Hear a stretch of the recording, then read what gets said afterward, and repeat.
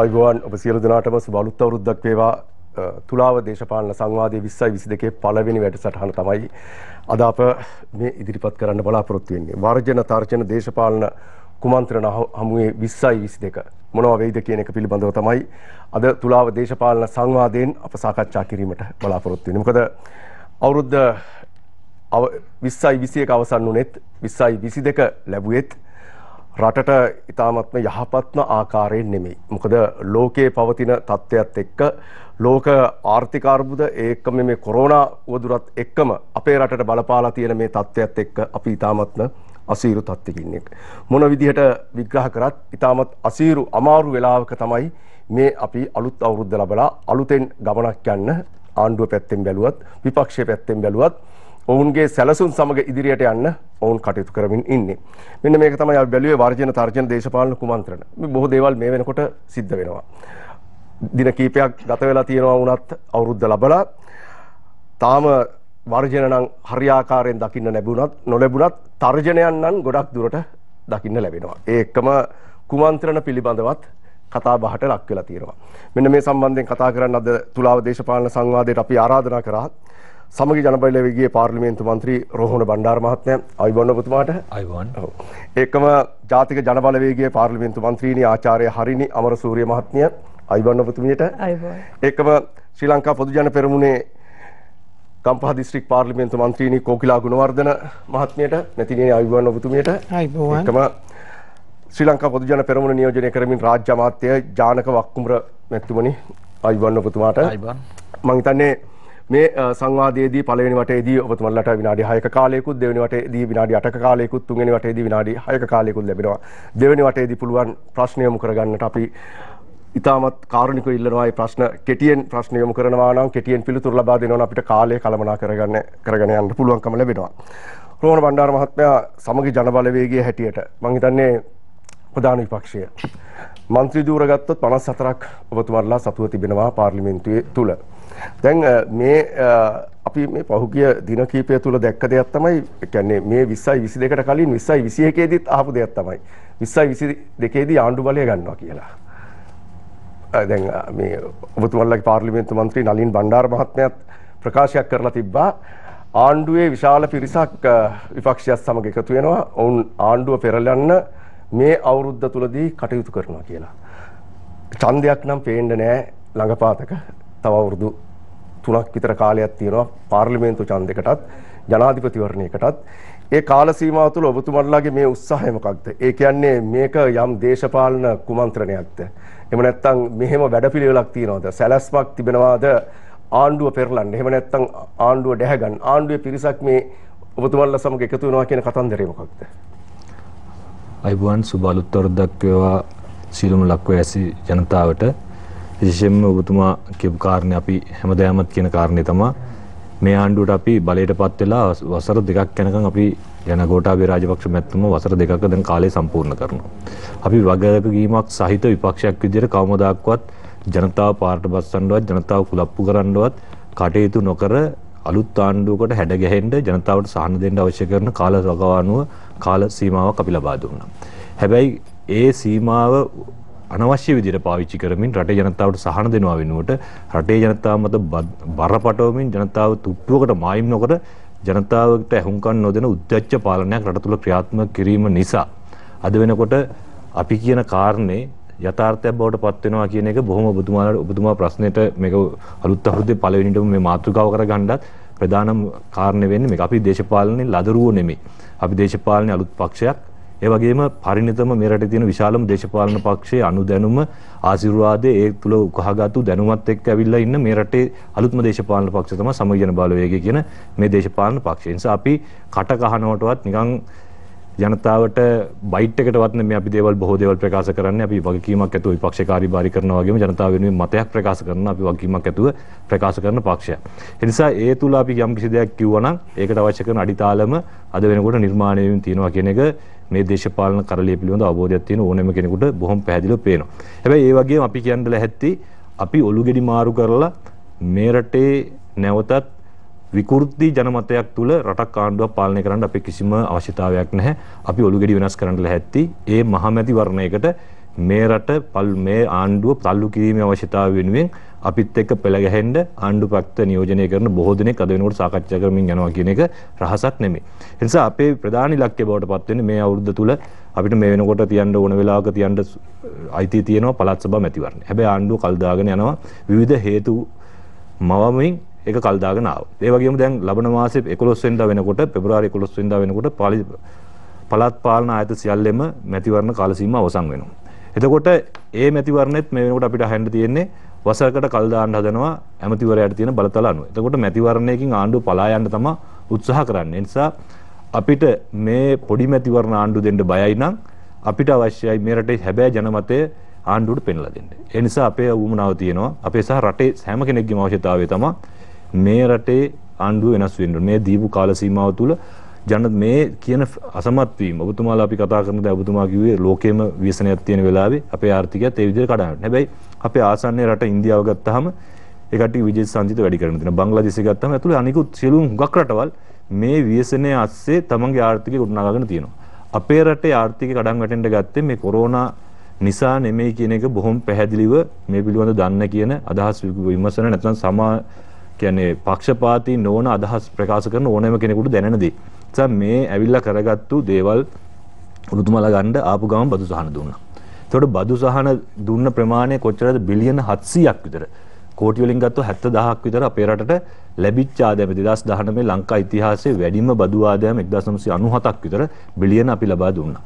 එතකොට කිසිදු සොයා බැලීමක් නැතුව දේශපාලන වෙනුවෙන් පත් කරපුවාම ගෝඨාභය රාජපක්ෂ මැතිතුමාලා පළවෙනිටම ආණ්ඩුව අරගෙන කරපු කාරණේ තමයි අයවැයදී මේ අතුරු අයවැය තුල මේ බදු සහන දුන්නා. හැබැයි බදු සහන ක්‍රියාත්මක වෙනකොට ඔබතුමාලා දන්න කිසිදු භාණ්ඩයක මිල මේ රටේ අඩුුන්නේ නැහැ. සියලුම භාණ්ඩ මෙහි බදු ක්‍රියාත්මක කළා රාජ්‍ය භාණ්ඩාගාරයට ලැබෙන්න ඕන බිලියන 700ක විතර බදු ආදායම අපිට අහිමි වෙලා තියෙද්දි මේ රටේ සියලුම බඩු භාණ්ඩ මිල දවස ගාන ඉහළ ගියා. ඒකට ඒකේ ප්‍රතිඵලයක් විදියට හැම කෙනෙකුටම අපහසුතාවයට පත් වුණා. දැන් ඒවා සහ විවිධ හොරකම් කිරීම ඔබතුමාලා දන්නවා සීනි වලින් මදු වංචාවක් වුණා, සුදු ලූණු වලින්, පොල් තෙල් වලින් විවිධ කාරණා මේ පොහොර ඇතුළු සියලු කාරණා අපි ආනයන කිරීම සම්බන්ධව ගත්තු හැම තැනකදීම ආණ්ඩුව විශාල වශයෙන් මේකේ මුදල් මංකොල්ල කෑමක් කිරීමක් සිද්ධ වීම තුළ ඒකේ බර ජනතාව මත වැටීම මේ ආර්ථිකයට බලපෑම තමයි අපේ ආර්ථිකය කඩන් වැටෙන්නේ. එතකොට මේ දැන් අද වෙනකොට අපි දන්නවා මේ අයවැයෙන් නැවත GST හඳුන්වලා දෙන්න යනවා. එතකොට GST 2.5කින් නැවත ඇතුළත් කරන්න හදනවා. ඒ වගේම VAT එක නැවත 3%කින් නැවත වැඩි කරන්න දැන් ආණ්ඩුව කැබිනට් පේපර් දාලා තියෙනවා. එතකොට අපි කියනවා වැඩි කරන්න කමක් නැහැ. හැබැයි අර වෙලාවේ වගේ බදු අඩු කරනකොට බඩු මිල අඩු නොවුණා. මේ වෙලාවෙත් බදු වැඩි කරන්න රාජ්‍ය ආදායම වැඩි කරන්න හැබැයි බඩු මිලට අත තියන්න එපා. බඩු මිල ඕන හැටියට මේ බදු සංශෝධන නැතුව බඩු මිල ජනතාවට දරා ගන්න බැරි තත්ත්වයකට ඉහළ ගිහිල්ලා තියෙනවා. ඒ නිසා මේ බදු සංශෝධන ගේන්න රාජ්‍ය භාණ්ඩාගාරය තර කරන්න ඒ හරහා ජනතාවට සහන දෙන්න. හැබැයි මොනම වෙලාවකවත් ඒ බරත් ජනතාවට වඩවන්න ලැහැත් වෙන්න එපා කියන එක මේ අවුරුදු දෙකක් තුල තමන්ගේ ගජමිතුරු ව්‍යාපාරිකයන් පෝෂණය කරන්න වෙන් කරපු මුදල් ටික අරගෙන මේ රටේ ජනතාවට සහන දෙන්න අද ඔය සහන මල්ලක් ගැන අයවැය තුල කතා කරනවා. මේ නැත්තම් කැබිනට් පේපර් එක තුල සහන මල්ලක් දෙන්න කතා කරනවා. රුපියල් 5000 දීමනාවක් ගැන අද කතා කරනවා. හැබැයි මේ 5000 දෙන්න හරියම ලේසි ගැන කතා කරන්නේ මොකද අර බියගම අච්චු කන්තෝරුවෙන් 5000 කොළ තමයි මේ ස්පිල්ලම් ගහන පමාවට රට එතනින් පිට වෙන්නේ. ඒ 5000 කොලෙන් කොලේට තියෙනවා. ඒ පිට වෙන 5000 කොලයකින් මේ සියලු ප්‍රශ්න විසඳන්න පුළුවන් කියන තැන තමයි මේ ආණ්ඩුවේ ආර්ථික විද්‍යාව බවට පත් වෙලා තියෙන්නේ. ඒ නිසා මේ රල්ලි අච්චු ගහලා රටක් සංවර්ධනය කරපු ලෝකේ කොහෙම රටක්වත් එහෙම සංවර්ධනය කළා නැහැ. ඒ රල්ලි අච්චු ගහන්න මේ රටේ බඩු මිල වැඩි වෙනවා. උද්දමනයේ වේගවත් වීම වැඩි වෙනවා. එතකොට ඒ හරහා රටේ ජනතාවට රුපියල් 100 ගත්තු බඩු දවස් වැඩි වෙලා ඊට පස්සේ 5000 කොලේ 10000 කොලයකට 10000 කොලේ 20000ට ඊට පස්සේ ලක්ෂ මිලියනයේ කොල එන්න ඉඩ තියෙයි වැඩි කාලයක් නොගිහින් මේ විදිහට මේ ආණ්ඩුව මේ වැඩ පිළිවෙලක් නැතුව ප්‍රශ්න වෙනකොට ප්‍රශ්න තමන් ඇති කරපු ප්‍රශ්න උඩු දුවලා ඒ වගේ ජනතාව තමන්ගේ පිටට ඒ පීඩනය පිට කරනකොට ඒ පීඩනය පිට කරන්න ආණ්ඩුව හොයාගෙන තියෙන්නේ හරිම සරල ක්‍රමවේදයක් තමයි සල්ලි අච්චු ගැහිම. ඒ නිසා ඒ සල්ලි අච්චු ගහලා මේ ප්‍රශ්නෙන් විසඳන්න ආණ්ඩුවට කොහෙත්ම හැකියාවක් නැහැ. ඒ කරන එකේ බරත් නැවත ජනතාව මත පැටවෙන නිසා ආණ්ඩුව මෙතුවක් කාලයක් කරපු සංවර්ධන ව්‍යාපෘති සියල්ලම හරහා මේ රටට බරක් කරලා තියෙනවා. මේ හරහා අපේ රට නිෂ්පාදනය වැඩි කරන්න, අපේ රටට ආයෝජනය වැඩි කරන්න, ඒ හරහා අපේ රට ඩොලර් රුපියල් ගන්න පුළුවන් ක්‍රමවේද මේ පහුගිය කාල සීමාව තුලම ආණ්ඩුව ගෙනාපු මේ ට්‍රිලියන අද 18කට ආසන්න ප්‍රමාණයක් වෙනකන් අපේ රටේ ණය බර ගෙනලා තියෙනවා. ඒ ණය බරට සාපේක්ෂව අපේ රාජ්‍ය ආදායම, රාජ්‍ය වත්කම් ඉහළ ගිහිල්ලා නැහැ. ඒක ට්‍රිලියන ගණන් අපේ රටට එන්නෙත් නැතුව වෙන රටවල් වලින්ම ඒ ගිණුම් වලට තැම්පත් වුණාය කියන කාරණා දෙලිපේ එළි වෙනවා. ඒ වගේම පැන්ඩෝරා පේපර් හරහා ඒවා උපුත් වුණා. ඒ නිසා මේ වගේ කටයුතු කරලා මේ රටේ ජනතාවට ලැබෙන්න තිබිච්ච වැඩ මුදල් හරහා ඒ වෙනුවෙන් ලැබෙන සහන සියල්ලම කප්පාද කරපු විනාශ කරපු රට බංකොලොත් භාවයට ගෙනියපු වසර දෙකක් තමයි අපි අවසන් වුණේ. ඒ නිසා මේ පාලනයට අපි දීපු අවස්ථාව හොඳටම ඇති. අද ජාත්‍යන්තරයත් පිළි අරගෙන තියෙනවා මේ ආණ්ඩුවේ ආවිස ඉතාම කෙටි වෙලා තියෙන නිසා ජාත්‍යන්තරයේ ඉන්දියාව ජාත්‍යන්තරයත් එක්කම ඉන්දියාව චීනය ඇතුළු සියලුම ජාත්‍යන්තර රටවල් මේ රටේ ඊගා විකල්ප ආණ්ඩුව බවට සමගි ජනබලවේගය අද පිළිගන්න තියෙනවා කියන එක අපි බොහොම පැහැදිලිව කියන ලෙස අපි ලැහැත්ති මේ රටේ ජනතාවට වග කියන ආණ්ඩුව 2022 වසරේ ජනතා ආශිර්වාදයෙන් මේ මොනම වෙලාවකවත් අපි කියන්නේ නැහැ ඔලු ගෙඩි අරගෙන ඇවිල්ලා ආණ්ඩුවක් අදලා විකෘති පාර්ලිමේන්තුව තුළ ජනතාවට සහන දෙනවා නෙමෙයි ඔබේ ජනතා අධිකරණයට අපි එන්න ලැහැත්ති ඔබත් එක්ක අත්වල වෙනගෙන මේ රටට වගේ කියන ආණ්ඩුවක් නිර්මාණය කරන්න අපි පෙළ ගැහෙනවා කියන කාරණේ කියන්න ඕනේ. කෝකිලා ගුණවර්ධන මන්ත්‍රීතුමියනි දැන් මේ කියන විදිහට ආණ්ඩුවක් හදන්න සූදානම්. ඔබතුමියලා එකතු වෙලා 2019 ජනාධිපතිතුමා පත් කරගත්ත 69 ලක්ෂයක ඡන්ද බලයෙන් ඊට පස්සේ 3න් 2ක බලයකුත් එක්ක ආණ්ඩුවක් පිහිටවලා තියෙනවා. හැබැයි මේ කාල සීමාව මේ අවුරුදු දෙක ඇතුළත බැලුවහම මන්ත්‍රීතුමියනි යම් ප්‍රශ්න ඇති වෙලා තියෙනවා. කුමන්ත්‍රණ පිළිබඳව කතා වෙනවා. ආණ්ඩු පක්ෂය තුලත් මතවාදයන් වගේම යම් දේශපාලන පරස්පරයන් පේන්න තියෙනවා. දැන් මේ කියන විදිහට විපක්ෂය කියනවා ඔවුන්ට අවශ්‍ය කරන മന്ത്രി පිරිසකුත් ඔවුන් සමග එකතු වෙලා ආණ්ඩුවකුත් පිහිටවන්න පුළුවන් කියලා. මොකද හිතෙන්නේ මේ අවුරුද්ද ලැබුවා විතරයි ආණ්ඩුවට මේ මොකද්ද වෙන්න යන්නේ?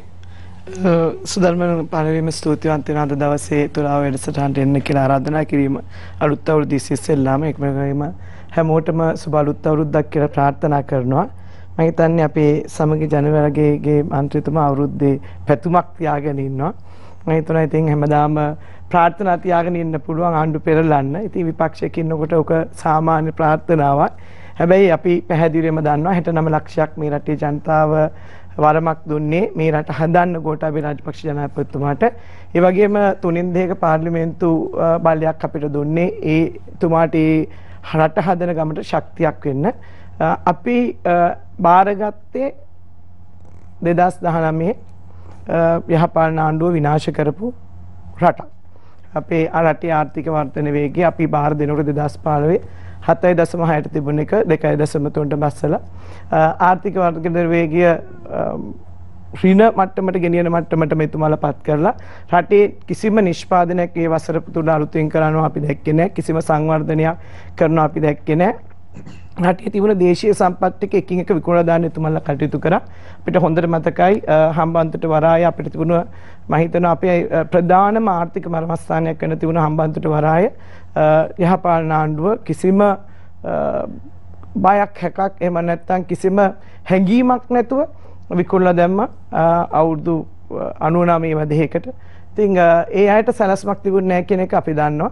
ඒ නිසා තමයි රටේ ජනතාව නැවත වතාවක් ගෝඨාභය රාජපක්ෂ මැතිතුමාට රාජපක්ෂවන්ට මේ රට බාර දුන්නේ. ඒ වගේම අපිට ආණ්ඩුවක් හදන්න අලුතෙන්ම ආපු දේශපාලන පක්ෂයක් හැටියට මම හිතන්නේ එතකොට තිබුණ ලාභාලම දේශපාලන පක්ෂය හැටියට අපිට අවශ්‍ය ශක්තිය මේ රටේ ජනතාව දුන්නේ අපි විශ්වාස කරලා. ඒ විශ්වාසය රකින්න ක්‍රියාදාමයේ අපි රාජ්‍යයක් හැටියට ඉන්නවා. විශේෂයෙන්ම අපි දන්නවා අද වෙනකොට මමත් කාන්තාවක් බඩු මිල වැඩි මේක අපේ රටේ විතරක් නෙමෙයි සමස්ත මුළු ලෝකෙටම මේක බලපාලා තියෙන දෙයක්. එතකොට අපිට රාජ්‍යයක් හැටියට තියෙන වගකීම තමයි සුධර්මන් මේ බඩු මිල වැඩි නම් බඩු මිල අඩු කරගන්න අපි මොකද්ද කරන්න කියන සැලසුම හදන එක ක්‍රියාත්මක කරන එක. මේක දීර්ඝකාලීන සහ කෙටි කාලීන හැටියට අපි මේ සැලසුම් ක්‍රියාත්මක කරගෙන යනවා. එතකොට විශේෂයෙන්ම අද මට මතකයි සමගි ජනබලවේගය එදා මීට මාසයකට කලින් පාර්ලිමේන්තුවේ කිව්වේ මේ රටේ ජනතාවට සහන දෙන්න කියලා. අද බැසිල් රාජපක්ෂ මහත්මයා මුදල් අමාත්‍යවරයා හැටියට මේ රටේ අද වර්තමානයේ තියෙන තත්ත්වයට ජනතාවගේ මිලදී ගැනීමේ හැකියාව වැඩි කරන්න යම් සහනයක් දෙනකොට මේක රාජ්‍ය සේවකයාට විශ්‍රාමිකයාට ඒ වගේම අනිත් පැත්තෙන් ආබාධිත රණවිරුවට මේ රාජ්‍ය සේවකයෙක් වුවම සංස්ථාව සහ අනිකුත් රාජ්‍යයට සම්බන්ධ අර්ධ රාජ්‍ය තැන්ට දක්වාම මේ සහනය ගලාගෙන යනකොට සමෘද්ධි ප්‍රතිලාභී ගන්න කෙනාට රුපියල් 1000ක සහනයකුත් ලබා දෙන්න කටයුතු කරනවා. ඉතින් මේ සියල්ලකම බලාපොරොත්තුව රටේ ජනතාවගේ ආර්ථිකය යම් මට්ටමකට ඒ අයගේ ජීවිතය යම් මට්ටමකට ජීවිතය නගා සිටවන්න. එතකොට මේක අපි එක පැත්තකට ගත්තාම මෙතනින් එහාට ගිහිල්ලා ඊගාවට අපි රටේ ආර්ථිකය කළමනාකරණය කරගන්න මේ රටේ නිෂ්පාදන ආර්ථිකයට ගෙනියන්න ඕනේ. එතකොට අවුරුදු 1977 මේ රට විවෘත ආර්ථිකයක් කරාට පස්සේ මේ රටේ හදපු සියලුම දේවල් අපේ රටේ නිෂ්පාදනයෙන් ඈත් වුණා. අපි කර්මාන්ත 50 ගණක් මේ රටේ තිබුණු රටක්. අපි කැලණියට අයර හැදුවා, පුත්තලමේ අපිට සෙමෙන්ති තිබුණා, අපි සීනි හැදුවා, වානේ ලෝහ භාණ්ඩ හැදුවා, වානේ නිෂ්පාදනය කරන විශාල කර්මාන්ත ආර්ථිකයක් අපේ රටේ තිබුණා. හැබැයි විවෘත ආර්ථිකයේ ආගමනයත් එක්කලා මේ සියල්ල එකින් එක විනාශ වෙලා ගියා. එවන නැවත වතාවක් අපිට සිද්ධ වෙලා තියෙනවා නැවත කර්මාන්ත එම නැත්නම් දේශීය නිෂ්පාදන ශක්තිමත් කරන ආර්ථිකයකට යන්න. ඉතින් ඒකෙදි අපි මේ වසර අපි ඉලක්කගත කරලා විශේෂයෙන්ම සෑම ග්‍රාමසේවක වසමකටම මිලියන 3ක්, ඒ වගේම කොට්ටාශයකට මිලියන 4ක්, ඒ වගේම සෑම සම්බන්ධීකරණ කමිටුවකටම මිලියන 100ක් මේ විශාල මුදල් ප්‍රමාණයක් ගමට යවනවා.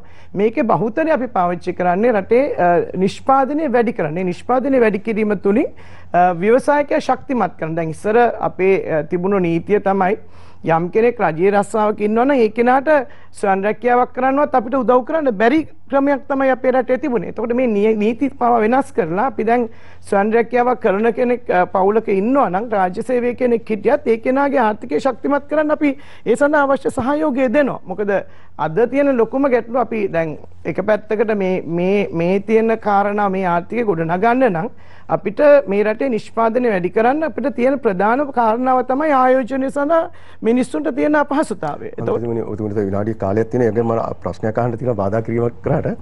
දැන් මෙතුමා කිව්වා බියගම ෆැක්ටරියේ සල්ලි අච්චු ගාලා 5000 කොළ අච්චු ගාලා තමයි සහන පැකේජය දෙන්නේ කියලා. එතකොට උද්දමනයේ වැඩිවීමේ අවධානමක් තියෙනවා.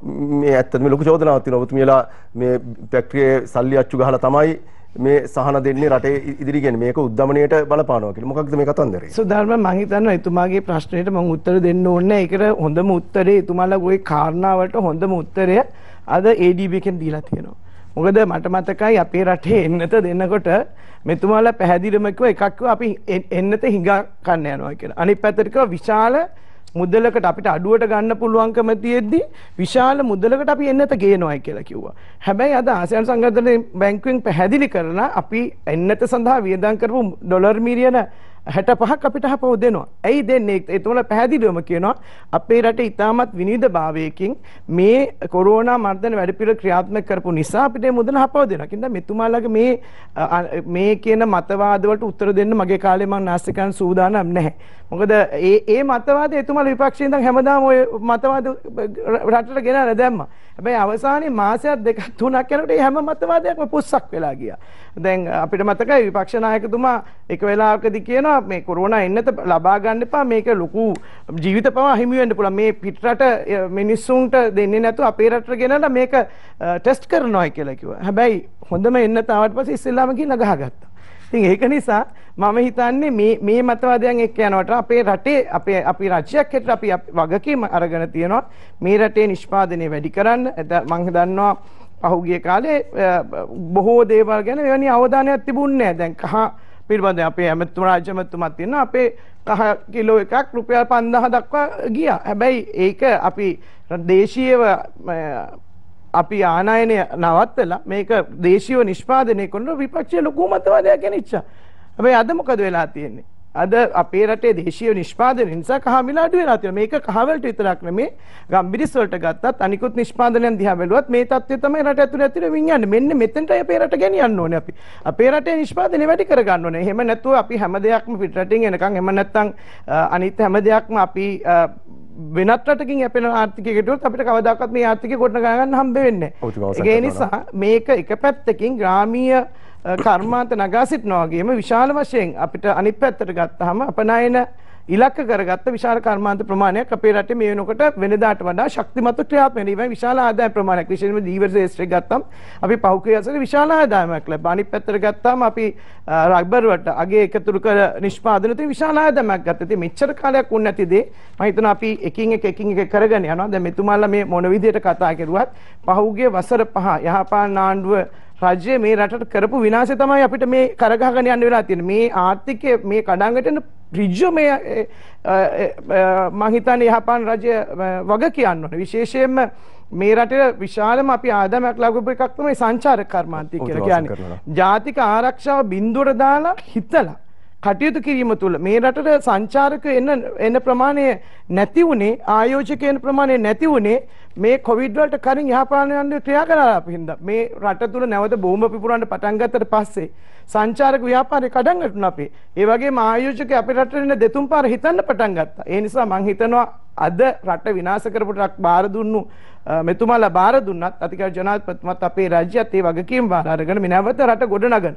එතුමාලා වට්ටපු දැන නැවත රටේ ගොඩනගන ගමන ආරම්භ කරලා තියෙන නිසා මෙතුමාලා දකින්න හීනේ ඉෂ්ට වෙන්නේ කවුරුත් අපේ පැත්තෙන් එතුමාලගේ පැත්තට නේ ඒ පැත්තෙන් කීප දෙනෙක් අපේ පැත්තට ඉන්නවා කියලා තමයි අපිට නම් ආරංචිය තියෙන්නේ. හොඳයි.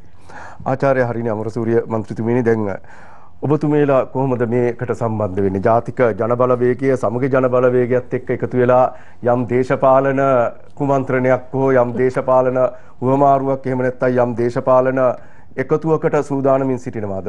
ඔබතුමීලා පාර්ලිමේන්තුවේ മന്ത്രിවරුන් 3 දෙනෙකු නියෝජනය කරනවා. තියනවාද එහෙම තත්ත්වයක්? එහෙම සාකච්ඡාවක් තියනවාද? ආණ්ඩුව පෙරලන්න, ආණ්ඩුව පෙරලලා අලුත් ආණ්ඩුවක් හදන්න ජාතික ජනබලවේගයේ වැඩපිළිවෙලක් තියනවාද? පළමුවෙන්ම සියලු දෙනාටම මේ අලුත් අවුරුද්දට සුබ පතනවා මම සහ සුධර්මන් මම මේකත් කියලා පටන් ගන්න ඕනේ මම මේ අලුත් අවුරුද්ද මේ පළවෙනි වැඩසටහනට සම්බන්ධ වෙන්නේ මේ ෆෝමැට් එකට මම ගොඩක් කැමතියි. මන්ත්‍රීවරියන් දෙන්නයි මන්ත්‍රීවරුන් දෙන්නයි මේ තියෙන සමානාත්මතාවය අපි සමාජයේ හැමතැනම දකිනවා නම් මම හිතන්නේ ගොඩක් හොඳයි. ඒකට ඔබ හොඳ ආරම්භයක් දුන්නා. නැත්නම් සාමාන්‍යයෙන් කාන්තාවන් විතරයි එහෙම නැත්නම් පිරිමි විතරයි. මේක මම හිතන්නේ හොඳ ෆෝමැට් එකක්. ඒකට මම ඔබට සුබ පතනවා. නෑ අපි සමගි ජනබලවේගයත් එක්ක එහෙම එකතු වෙන්න කිසිම අදහසක් නෑ.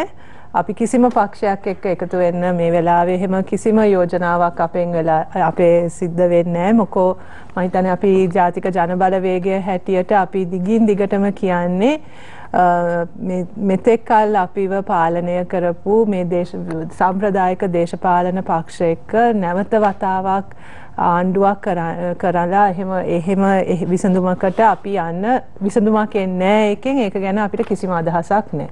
ඒක අපි කරන්නේ නැහැ. අපිට තියෙනවා ජාතික ජනබලවේගය හැටියට අපේ ප්‍රතිපත්ති මාලාවක් අපි ජනතාවට ඉදිරිපත් කරන විසඳුම් සහ යෝජනා කීපයක්. ඒක අපි ජනතාව ඉදිරියට තියනවා. ඔවුන් එක්ක සාකච්ඡා කරමින් යන්නේ මේ දවස්වල.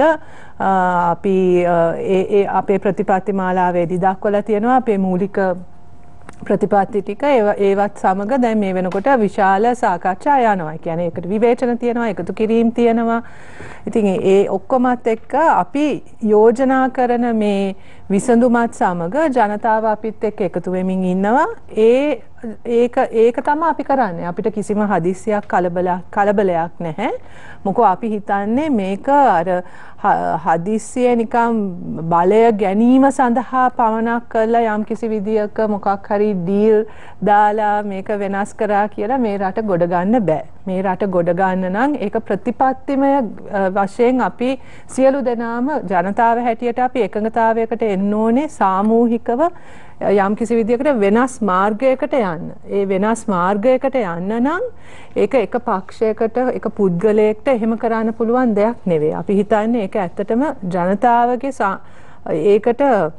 ඒකට යම් කිසි විදියක ඒකට එකඟතාවයක් ඕනේ. මොකෝ මේක ගොඩ යන්න නම් මේ තියෙන අපි මුණ දෙන විශාල ගැටලු රාශියක් තියෙනවා. විශාල අභියෝග රාශියක් තියෙනවා. ඒක වෙනස් කරන එක සාමූහික ප්‍රයත්නයක්. එක පක්ෂයකට එක ව්‍යාපාරයකට එක ප්‍රයිවට් සෙක්ටර් එක පෞද්ගලික ක්ෂේත්‍රයට විතරක් එහෙම නෙවෙයි. ඒක සාමූහික වැඩක්. සියලුම දෙනා සහභාගී විය යුතු වැඩක්. ඉතින් ඒ මොකක්ද ඒක කියන එක ජනතාව හරියට තේරුම් අරගෙන ඒක වෙනුවෙන් පෙනී ඉඳලා ඒක වෙනුවෙන් වැඩ කරනවා. ඒකට අපි ඒකට නායකත්වය දෙන්න තමයි අපි සූදානම් වෙන්නේ. නැත්නම් කලබලේ නිකන් හදිස්සියේ බලය ගැනීමේ චේතනාව පමණකට ඒ වැඩේ කරන්න අපි සූදානම් නැහැ. නමුත් අපි මේ වෙලාවේ අපි සාකච්ඡා කරන හැම තැනකම අපෙන් අහන ප්‍රශ්නයක් තමයි යෝග. දැන් අවුරුදු 3ක් බලන් ඉන්නද කියන්නේ කියන එක. හරි. ඒක අපෙන් අහනවා. මේ තියෙන ප්‍රශ්න එක අපිට තවදුරටත් බලන් ඉන්න බෑ. මොකක් හරි කරන්න.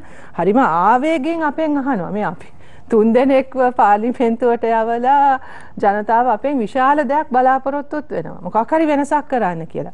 ඉතින් අපි කියන්නේ අපිට ඒ තේරෙනවා. ඒ ආවේගය කොහෙන්ද එන්නේ කියන එක අපිට හොඳටම තේරෙනවා. මොකද මේ වෙලාවේ තියෙන ප්‍රශ්න එක හැංගීම් බරව කියන දෙයක්. ඉතින් ඒක හින්දාම තමයි හැබැයි අපි හිතන්නේ දැන් අපි කාලයක් තිස්සේ අපේ සමාජ ආර්ථික මේ දේශපාලන ක්‍රමය ගැන අපි කරපු විග්‍රහය මිනිස්සුන්ගේ ජීවිත තුලින්ම ඒගොල්ලන්ට ඒ අත්දැකීම එනවා. ඒ නිසා මම හිතන්නේ අපිට ඇහුම්කන් දීම වැඩි. අපි මේ කියන දේවල් ඔවුන්ට තේරෙනවා. ඔවුන්ගේ ජීවිත තුල මේක අත්දකින්නවා දැන්. ඒ අත්දැකීම දැන් ඒගොල්ලෝ තුල තියෙනවා. ඒක තමයි මම හිතන්නේ අපිට තවදුරටත් ඒ දැනුම තමයි අපිට වර්ධනය කරන්න වෙන්නේ. මොකද අපි හිතන්නේ ඉස්සරහට ජනතාව විසින් තෝරන ආණ්ඩුව ඒ ජනතාව මේ මොහොතේ ඒ අත්දැකීමත් එක්ක තමයි ඔවුන් ඒ නව ආණ්ඩුවක් තෝරන්නේ. එතකොට අපිට විශ්වාසයි අර මතු පිටින් තියෙන ඔලු ගෙඩි මාරුවකටවත් නිකන් එකම දේ අලුත් විදියට පැකේජ් කරලා වෙන නම් වලින් පැකේජ් කරලා කියන ඒ වගේ වැඩවලට ඉස්සරහට ජනතාව අහුවෙන්නේ නැහැ කියන විශ්වාසය තියෙනවා අපිට. ඉතින් එතනට ගෙනියන්න තමයි අපිට උවමනාව තියෙන්නේ. නැත්තම් අපිට කලබලයක් නැහැ එහෙම. අපි ප්‍රජාතන්ත්‍රවාදී ක්‍රියාවලියක ඉන්නේ.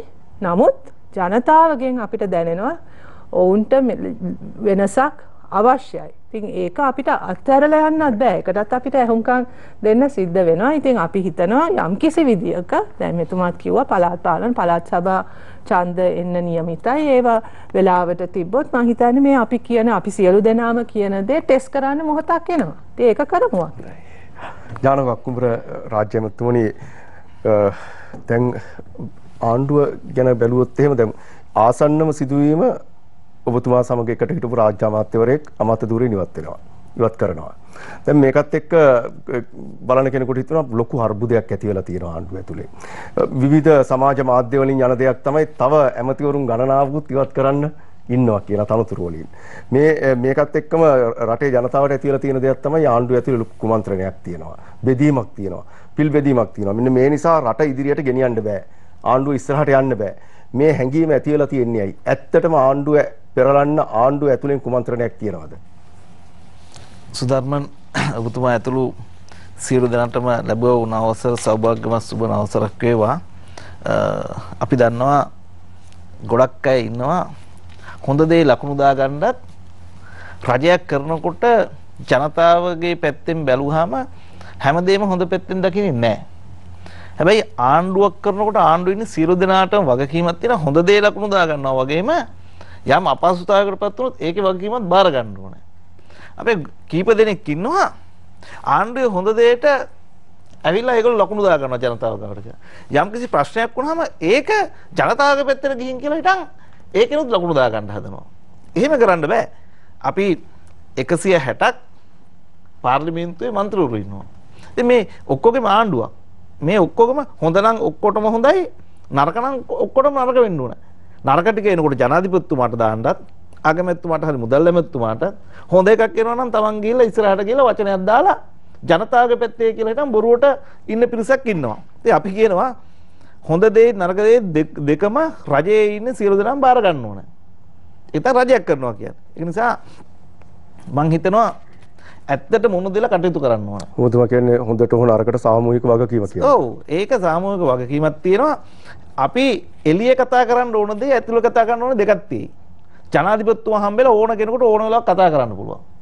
අගමැතිතුමාට ගිහිල්ලා කියන්න පුළුවන්. මුදල් ඇමතිතුමාට ගිහින් කියන්න පුළුවන්. ආණ්ඩු පක්ෂ රැස්වීමේදී කියන්න පුළුවන්. හැබැයි ආණ්ඩු පක්ෂ රැස්වීමේ ජනාධිපතිතුමා ගාවයි කියන්න තියෙන දෙක ජනතාව 69 ලක්ෂයක් ඡන්දෙ දුන්නා අපිට. පාර්ලිමේන්තුවේ අපට ඡන්ද දීලා අපේ දුක් ගැනවිලා ආපහු ජනතාවට ගිහින් කියන්න නෙමෙයි. ජනතාවගේ දුක් ගැනවිලා අපි අහන්න අපට ඡන්ද දුන්නේ. දැන් අපේ පෙලක් අය ගිහිල්ලා ජනතාවට එයාගේ දුක් ගැනවිලා කියනවා. මට ඇමතිකම හොඳ නෑ. මට ඇමතිකමක් ලැබෙන්න ඕන. මං ඉන්න ඕන කැබිනට් එකේ. ඕක කියන්නේ මේ ජනතාව ඡන්ද දුන්නේ. ජානකෝක්කමුට 1 ලක්ෂ ගණන් ඡන්ද දුන්නේ. ආපහු ගිහිල්ලා හිටන් ඇමතිකම හොඳ නෑ. මට හොඳට සැලකුවේ නෑ. මට ඕකන මේ දෙන්න තිබුණේ මම 2015 ජනවාරි 8 වෙනිදා ඉඳන් රාජපක්ෂවරුත් එක්ක හිටියේ. ඒක නිසා මට කැබිනට් ඇමතිකමක් දෙන්න කියන එක නෙවෙයි ජනතාව බලාපොරොත්තු වෙන්නේ. මට ඡන්ද දීලා පාර්ලිමේන්තුවේ മന്ത്രിවරයෙක් කැඩිලා ජනතාවගේ යුතුයකම කරන්න. දුක් ගැනවිලි කියන්න නෙමෙයි. ජනතාවගේ දුක් ගැනවිලට උත්තරයක් දෙන්න ඕනේ. ඒ නිසා මම කියනවා අපි ඔක්කොම වගේ කියන තියෙනවා මේ ජනතාවගේ දුකට අහුම්කම් දීලා අපි වැඩක් කරන්න ඕනේ. ඒක නිසා තමයි බැසිල් රාජපක්ෂ මැතිතුමා අවුරුද්ද ලැබපු මොහොතේම ඔක්කොම පඩි ගෙවන්න විදිහක් නැහැ. රාජ්‍ය සේවකයෝ මහපාරට බැස්සුවා පඩි වැඩි කරන්න කියලා. රුපියල් එකම මේ ආණ්ඩුව පඩි වැඩි කරන්නේ නැහැ කිව්වා. හැබැයි ඔබ දන්නවා ලොකු අමාරු ප්‍රශ්නයක් තියෙද්දි අපි මෙරටේ ගුරුවරුන්ගේ පස්සේ 24 අවුරුද්දක් කරන්න බැරි වුණා. මහපාර ගුරුවරු පහුගිය කාලේ කෑ ගැව්වා. හැබැයි කිව්වා ජනවාරි මාසේ වැටුපට මේක එකතු කරන්නේ නැහැ කියලා අද චක්‍ර ලේඛනය නිකුත් කරා. අපි දන්නවා මෙරටේ ගුරුවරු ඉන්නවා 2,63,000ක්. ඒ වෙනුවෙන් බිලියන 30ක් ආණ්ඩුව වෙන් කළා දුන්නා. ඒක නිසා මේ මාසේ ඉඳන් ඒගොල්ලන්ට මේ චක්‍ර ලේඛනෙන් වැටුප් විසපතාව අයින් වෙලා ඒ දේ කරනවා. මේක අපි තමයි කරේ. මේ වෙන කවුරුවත් කරේ නැහැ. හැබැයි මේ ගුරුවරුන්ට මේ 5000ක් දෙනවා. ඒකට 5000 ගානේ රාජ්‍ය සේවයේ සංස්ථා මණ්ඩල අධිකාරී දෙපාර්තමේන්තු මේ සියලු දෙනාටම ලක්ෂ 14ක් වෙච්ච ජනතාවට රාජ්‍ය සේවකයන් රුපියල් 5000ක දීමනාවක් දෙනවා. ඒ වගේම සියලුම විශ්‍රාමිකයන් රුපියල් 5000ක් දෙනවා. ආබාධිත රණවිරුවන්ට 5000ක් දෙනවා. ඒකට මේ බැලුවම 18 ලක්ෂයක් විතර මෙරටේ පවුල් මම දැක්කයි ඊයේ හරි අද හරි ඇමතිවරයෙක් කියනවා මේ 14 ලක්ෂයකට රුපියල් 5000ක් දීලා තව කොච්චරක් ඉනවද කියලා අහනවා. එතකොට රාජ්‍ය සේවකයාට පඩි මේ දීමනාවක් හරි දුන්නේ නැත්නම් කියන රාජ්‍ය සේවකයා වෙන කොහොමකින් හම්බ කරන්නද කියලා අහනවා. ඉතින් ආණ්ඩුව අමාරුකම තියෙද්දි ඒක දුන්නා. ඒ වගේම සමෘද්ධිලාභින් ඉන්නවා ලක්ෂ 14ක් විතර. එයාට රුපියල් 1000ක තව දැන් 3500 නම් 4500ක් දෙනවා. වතු කම් කරන ලොකු ප්‍රශ්නයක් තියෙනවා. වැඩි හරියක් පරිභෝජනය කරන්නේ පිටි. දැන් එයාට කිලෝ 15ක් දක්වා රුපියල් 40ක සහනාධාරයක් දෙනවා. අපි මේ ඔක්කොටම අමතරව දැන් මේ පාරට ගියත් එළවලු මිල වැඩි කියන හැම එකම මිල වැඩි කියන. ඒකට හේතුව තමයි කිසිම ගෙවත්තක වගා කරලා නැහැ. ඒ නිසා අපි ගෙවතු ලක්ෂ 20ක් හදන්න දැන් වැඩ පිළිවෙලක් හදලා තියෙනවා. රුපියල් 5000 ගාන දීලා පර්චේස් 20ට අඩු ගෙවත්තක් හදන්න. දැන් මේක හිතනවා 5000ක් දුන්නොත් එහෙම ගෙවත්තක් හදන්නේ නැහැ. ඒ නිසා අපි ඒකට වැඩ පිළිවෙලක් තියෙනවා. ගමක ඉන්නවා අපේ රාජ්‍ය සේවකයන් 15ක් විතර.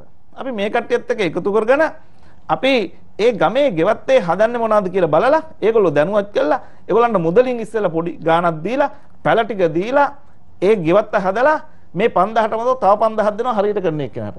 රුපියල් 10000ක් දෙනවා පර්චේස් ඉස්සර වැඩි ඒගොල්ලන්ට. බලනවා අර අපේ බැසිල් රාජපක්ෂ මැතිතුමා ඉස්සර තියනවා අපි වවමු රට නගමු කියලා වැඩ පිළිවිලා. ඒක තුළ මේ රටේ හැම ගෙදරකම එළවලු ටිකක් වැව්වා. අපි හදන මේ ප්‍රශ්නෙට උත්තරේ වවන්න ඕනේ. ඒකට මේ මිල අඩු කරගන්න නම් මොකද කරන්න වවන්න ඕනේ. මම කහ වැව්වා මේ රටේ ජනතාවට පැල දුන්නා, සහනාධාරයක් දුන්නා. අද පෙබරවාරි මාසයේ වෙනකොට කහ වලින් ස්වයංපෝෂිතයි. මිල අඩු වෙලා තියෙනවා. මම දැක්ක දැන් මට බයිනවා මේ මිල අඩුයි කියලා. ඉතින් මිල අඩු කරන්න එපා. හැමදාම රුපියල් 4-5000ට කහ මේ රටේ මිනිස්සුන්ට කන්න බෑ. පාරිභෝගිකයට අඩු කරන්න ඕනේ. ඉතින් ඒ අඩු කරන වැඩේ තමයි අපි කරේ. ඒ නිසා එළවලු මිල අඩු කරන්න නම් අපි කරන්න ඕනේ අපි මේ රටේ වවන්න ඕනේ. මේ දැන් අපේ අනුර කුමාර දිසානායක මැතිතුමා කියන්නේ මේ රටේ නිෂ්පාදිත ආර්ථිකයක් ඇති කරන්න ඕනේ කියලා. අපි කරන්නේ ඒක තමයි මේ. නිෂ්පාදනය වැඩි කරන්න ඕනේ. නිෂ්පාදනය වැඩි නොකර සුධර්මන් කිසි දෙයක් කරන්න බෑ. ඒ නිසා මේ අපි මේ ගෙවතු ටික හැදුවාම මාස 5ක් යනකොට මේ රටේ එළවලු හැම ගෙදරකම වගේ තියෙයි. එතකොට වවයි. ඒ වවන්න අපි උනන්දුවක් ඇති කරනවා. එතකොට මේ මිල අඩු වෙනවා ජනතාවගේ සාක්කුවට ඉතුරුවක් තියෙනවා. තමන්ගේ ගෙදර වත්තේ වවන්න පුළුවන් ගොඩක් තියෙනවා. මම බලාපොරොත්තු වෙනවා එක ගෙදරකට එක පැලයක් දුන්නාම පරම්පරා දෙකකට විතර ඇති ඒවා තියෙනවා. මම මගේ අමාත්‍යංශයෙන් මේ වැඩ පිළිවෙල කරන්න බලාපොරොත්තු වෙනවා. දැන් අපි කුරුඳු දුන්නොත් අප කඩෙන් ගේන්න ඕන පැල දෙක තුනක් දුන්නත් ඇති. ගම්බිස් දුන්නොත් ඒත් ඇති. ඊගවට කහ ඉඟුරු මේ ටිකත් එක්ක මම බලනවා ආර්ථික භෝගිකුත් අපි දැන් ගොරක පැලයක් දුන්නොත් ඇති. කරපිංච පැලයක් දුන්නොත් එක ගෙදරකට ඇති. ඉතින් මේ එක පැලයක් හිටුව ගත්තාම ගේන්න ඕනේ නැතිව ගොඩක් තියෙනවා. අපි බලනවා මිනිස් ටික ගෙදරට දෙන්න පැලම. අපි හැම ග්‍රාම සේව වසමකම පැලතමානක් හදනවා. ඒ පැලතමානෙන් ග්‍රාම සේව වසමේ ඔක්කොටම පැල ටික දෙන්න අපි වැඩ පිළිවෙලක් හදනවා. අපි පෙබරවාරි මාසේ 1 වෙනිදා ඉඳලා ඉදිරි මාස 3ක් ඇතුළත මේ වැඩ පිළිවෙල යථාර්ථයක් බවට අපි පත් කළා. මේ රටේ නැවත වරක් ගොවියා වගේම ගෙවත්තේ වවන වැඩ පිළිවෙලක් හදා. දැන් කොළඹ බැලුවොත් මේ තට්ටු නිවාසවල ඉන්නේ ඕගොල්ලන්ට මේ වැඩසටහන දිහා බැලුවාම කේ පර්චේස් 20ක් අපිට කොහෙද? අපි තට්ටු නිවාසයේ ඉන්නේ කියලා. අපි තට්ටු නිවාසයේ ඉන්නේ ඇයට අර බකට් එක දීලා ඒව ආණ්ඩුවෙන් දීලා ඒ පොහොර ටිකක් දීලා පැල ටිකක් දෙනවා තමන්ගේ අර ඉස්සරහ බිත්තියේ උනත් එල්ලන්න පුළුවන්. ඒකට මිනිස්සු කැමතියි. තමන්ගේ ගෙදර තක්කාලි වැලක ගෙඩියක් හැදෙනකොට වසවිස නැතුව ඒකට කැමතියි. එමතුනේ ඒ කියන්නේ කාබනික පොහොරද ඔබතුමාලා ලබා දෙන්නේ රසායනික පොහොර. කාබනික පොහොර. ඒ වැඩ පිළිවෙලත් ඒ විදිහටම ක්‍රියාත්මක වෙනවද? පුංචි ගෙවත්තට කාබනික පොහොර වලින් කරන්න පුළුවන්. ඒ කිසි ප්‍රශ්නයක් නැහැ. මම පොඩි ගෙවත්තනේ. මේ පර්චේස් එක කරන්න පුළුවන්. අපි මේ වැඩ පිළිවෙල අර ගමේ ඉස්සර ගෙවත්තේ කාබනික පොහොර හදාගත්තා. ඉතින් අපි මේ වැඩ පිළිවෙල හදනවා මේ ගෙවතු ලක්ෂ 20ක් මේ රටේ හදන්න. ඒ නිසා නිෂ්පාදන ආර්ථිකයක් මේ රටේ ගොඩනගන්න ඕනේ. ඒකට අපි අපනයනය සඳහා දුරදිග බලලා අතිගරු ජනාධිපතිතුමා මට ඇමතිකම දුන්න ගමන් කිව්වේ තියෙන භෝගේ වැඩිඵල ගන්න. හැබැයි ඔයා අවුරුදු 3කින් හරි ආදායමක් ගන්න භෝග වගා කරන්න කියලා. සර් කුරුඳු පැල ලක්ෂ 300ක් ඉන්දෙව 2021 අවුරුද්දේ. ගම්බිරිස් පැල ඉන්දෙව්වා. ලංකා ඉතිහාසයේ වැඩිම පැල ඉන්දපු අවුරුද්ද බවට පත් කරා අපනයන භෝග වලින්.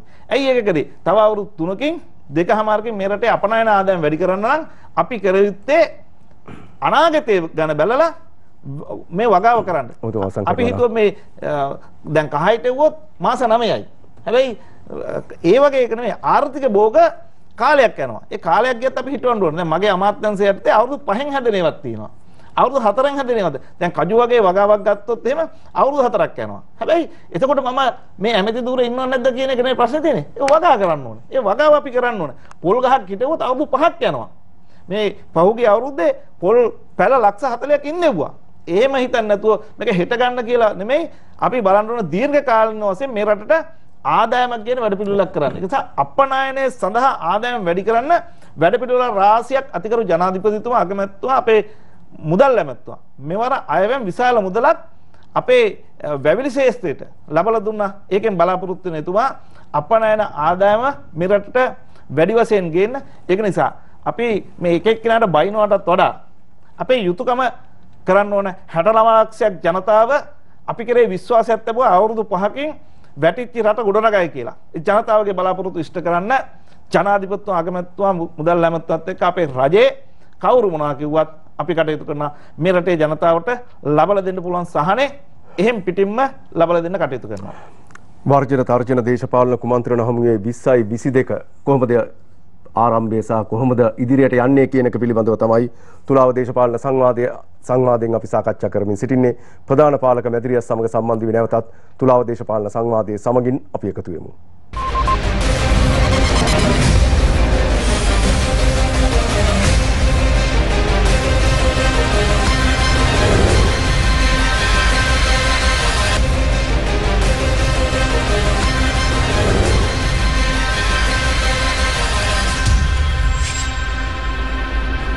ඔබ නැවතත් තුලාව දේශපාලන සංවාදයේ සමගින් වර්ජන තර්ජන දේශපාලන කුමන්ත්‍රණ හමුවේ 20යි 22 පිළිබඳව තමයි අපි අද සාකච්ඡා කරමින් සිටින්නේ. රෝහණ බණ්ඩාර මන්ත්‍රීතුමනි, දැන් ආණ්ඩුව පැත්තෙන් කියවනේ ආණ්ඩුව ගොඩක් වැඩ කරලා තියෙනවා. දැන් කුෂිකර්මාන්තයේ පැත්තෙන් ගත්තොත් දැවැන්ත වැඩ කොටසක් කරලා තියෙනවා. සංවර්ධනයේ පැත්තෙන් ගත්තත් දැවැන්ත වැඩ කොටසක් කරලා තියෙනවා. ආණ්ඩුව පැත්තෙන් මේ කියන කාරණය. ඒකම ජනතාවට සහන මල්ලක් දෙන්නත් කටයුතු කළා. එතකොට අවුරුදු 24ක් තිබ්බ ගුරු ගැටලුව ගුරු විදුහල්පති ගැටලුව විසඳන්න චක්‍රලේඛයකින්ම ගැසට් එකෙන්ම අද කටයුතු කරලා තියෙනවා. ඉතින් මෙවැනි කරුණු කාරණා රටේ ජනතාව වෙනුවෙන් ඉෂ්ට සිද්ධ වෙලා තියෙද්දි ඔබතුමාලා කොහොමද කියන්නේ නෑ මුකුත් කරලා නෑ කියලා ආණ්ඩුව කිසිම දෙයක් කරලා නෑ ආණ්ඩුව ෆේල් කියලා. ඇයි ආණ්ඩුව ෆේල්ද ඇත්තටම? නැත්නම් ඔබතුමාලාගේ මේ වචන හරඹයක් විතරද මේ කතන්දරේ? නෑ සුදරුණයි, මම හිතන්නේ ඔබතුමා අද ප්‍රවෘත්ති බැලුවද? ඊයේ ප්‍රවෘත්ති බැලුවද? දැන් ඔය කියන දේවල් වෙනවා නම් ඇයි ප්‍රවෘත්ති වල ඔබතුමාලා ගෑස් පෝලිම් පෙන්නන්නේ? කිරිපිටි පෝලිම් පෙන්නන්නේ? හූ කියනවා පෙන්නන්නේ? තව දේවල් පෙන්නනවානේ. ඒතකොට ඔය කියන විදිය සුගත මුහිත වෙච්ච ආර්ථිකයක් සහිත රටක නම් අපි මේ මොහොත ගෙවන්නේ. ඇයි ඔබතුමාලා මේ වගේ නිවුස් පළ කරන්නේ? මේ රටට ජනතාවට ගෙනියන්නේ ඇයි? එහෙම ඔය කියන ආර්ථිකයක් මේ රට තුල නැහැ. මේ රට තුල හැම වෙලෙම මේ කට්ටිය දැන් අද කහ පැලේ ගැන කතා කරනවා. කහ පැලෙන් රට ස්වයං පෝෂිත කරනකොට බතෙන් හාලෙන් මේ රට නන්නත්තර කරා.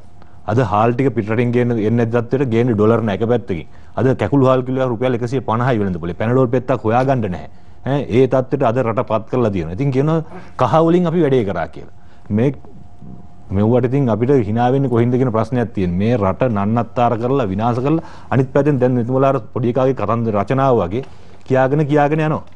මේ අදද මේ මහින්ද රාජපක්ෂ මැතිතුමා මේ බලයට ආවේ මේකේ. මේ අද ඔය නෝලු ගෙඩි ටිකෙන් ඔය ටිකම නෙමෙයිද මේ රට 2005 ඉඳලා පාලනය කරේ 94ට යන්නකෝ. අද ඔය පැත්තේ ඉඳගෙන ඉන්න ඔක්කොම නෙමෙයිද මේ රට විධායක හැබෙව්වේ. චන්ද්‍රිකා බණ්ඩාරනායක මැතිනි එතන නැහැ දැන් පුටුවේ. නමුත් එයත් ඒ උදවියත් නායකත්වය දෙනකොට මේ මහින්ද රාජපක්ෂ මැතිතුමාගේ කැබිනට් එකේ හිටියේ නැද්ද? ඒ හිටපු ඔලු ගෙඩි ටිකටම මේ මොලේ පහළ වෙන්න මේ රට බංකොලොත් වෙලා මේ රට නන්නත්තර වෙලා විනාශ වෙනකම්ම මේ ඔලු ගෙඩි වලට ওই බුද්ධිය පහළ වුනේ නැද්ද?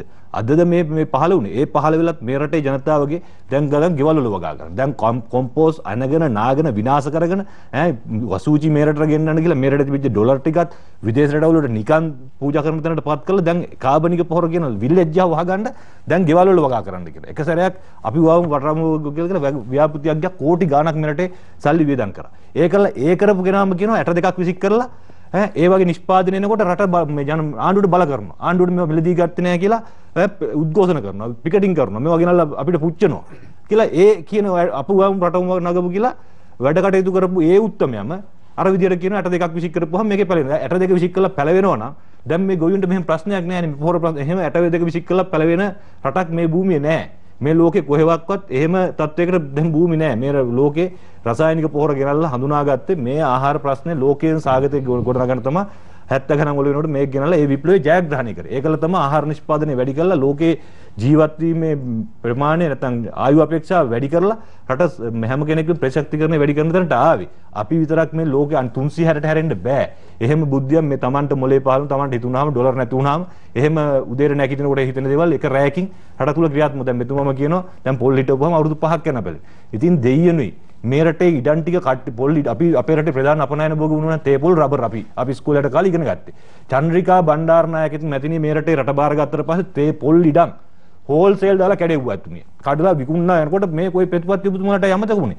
අපේ රටට සුද්දා මේ රට බාර දීලා යනකොට අපිට බ්‍රෑන්ඩ් එකක් දීලා ගියේ. අපිට තිබුණේ ඒකම ඉස්සරහට ගෙනියන්නනේ. හරිද? ප්‍රශ්න කරන්න පුළුවන්. මේ මන්තුමා මේ චන්ද්‍රිකා මැතිණිය කාලේ කඩන්න ඇති. හැබැයි තමුන්නාන්සලගේ ජේ.ආර්. ජයවර්ධන මහත්තයා කාලේ තමයි ඉඩම් ටික මේ රුපියල ගානේ දුන්නේ තමුන්නාන්සලගේ නායකයෙක්. හරි ඉඩම් රුපියල ගානේ දුන්නේ මොනවා කරන්නද? නෑ ඉඩම් රුපියල ගානේ දුන්නේ මොනවා කරන්නද? පොල් අක්කර 100 රුපියල් 100ට දීලා මොකද්ද කරේ? 100ට දීලා අක්කර 100 දීලා පොල් කැඩුවද? ගෙවල් ගන්න වෙන් කරාද? නෑ ඒ පොල් වගා කරන්න වතු සමාගම් වලට බාර දුන්නේ රුපියල නෙමෙයි. නිකන් දුන්නාම මොකද? මේ ගම්පහ දිස්ත්‍රික්කේ කොච්චර දුන්නාද?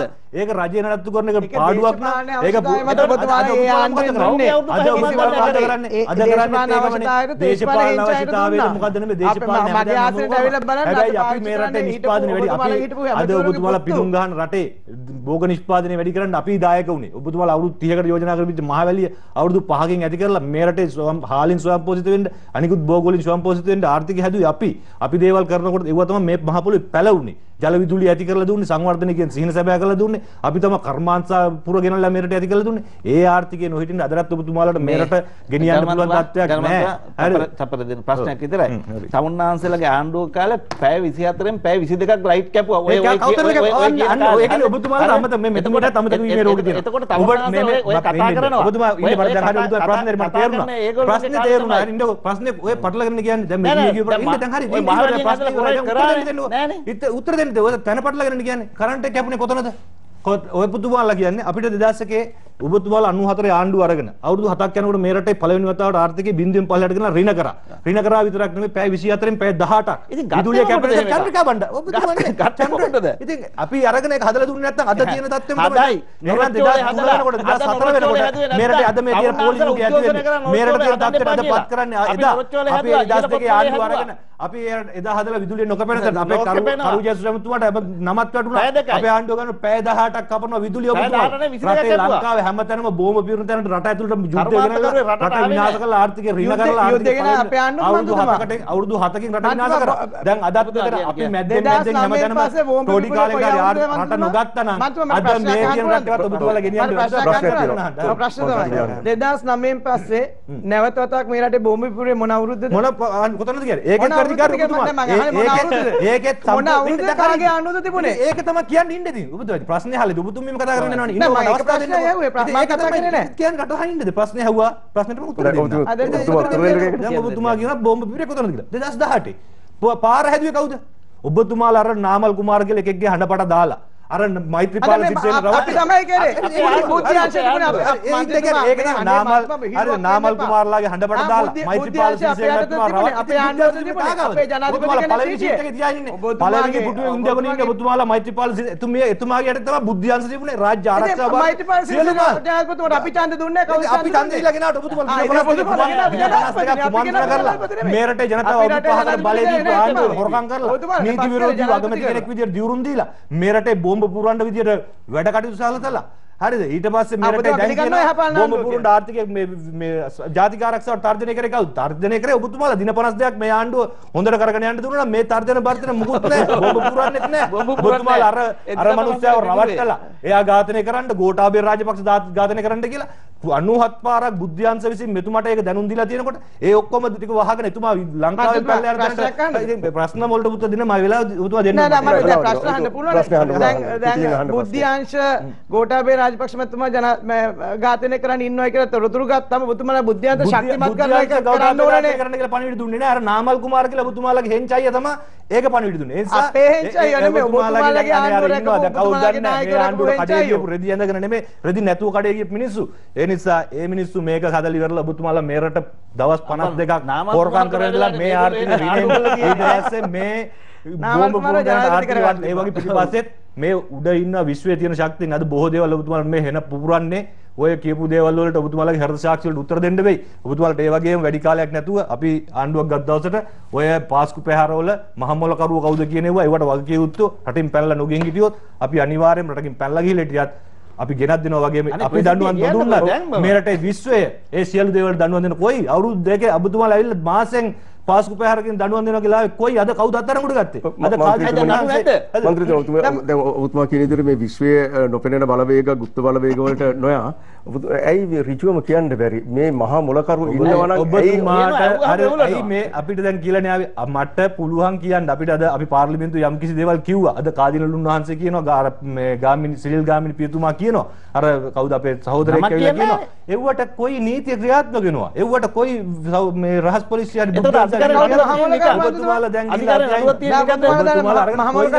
අරගත්තු කෙනෙක් කියන්නකෝ අපි මේ ගැන කතා කරමු ඔබතුමාලාට අපි මේ වගේම අපේ ආණ්ඩුවක් ඇවිල්ලා මාස 3කින් අපි නැවත ඇවිල්ලා එදාට කතා කරමු පාස්කු පැහැරය සම්බන්ධව මහමොල කරුව කවුද කියලා අපි එදාට කතා කරමු.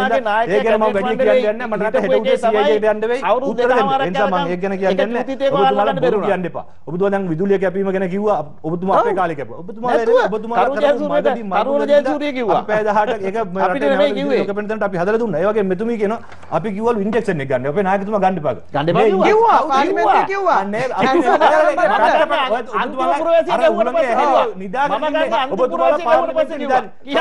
නාමල් රාජපක්ෂ මැතිතුමා කිව්වා අපේ රටේ ජනතාව පරීක්ෂණාගාරවල මීයෝ කරන්න කැමති නැහැ කියලා ඔබතුමාලගේ නාමල්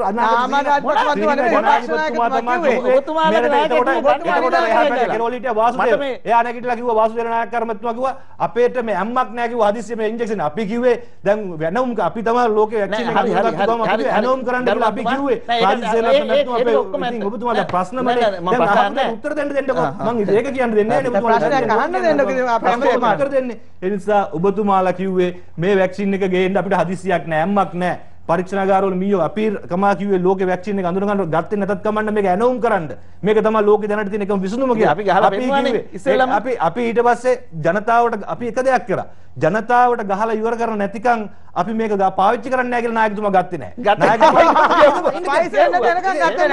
ජනතාවට ගහලා ඒකට පළවෙනි වටේ දෙවුනට ඊට පස්සේ එතුමත් කොවිඩ් ආසාදිතෙක් බවට පත් වුණායින් පස්සේ තමයි එතුමා ගිහිල්ලා එතුමාගේ වෛද්‍ය උපදේශ මත වැක්සින් එක ගත්තේ. ඒ නිසා ඒක ගන්නකොට රටේ සමග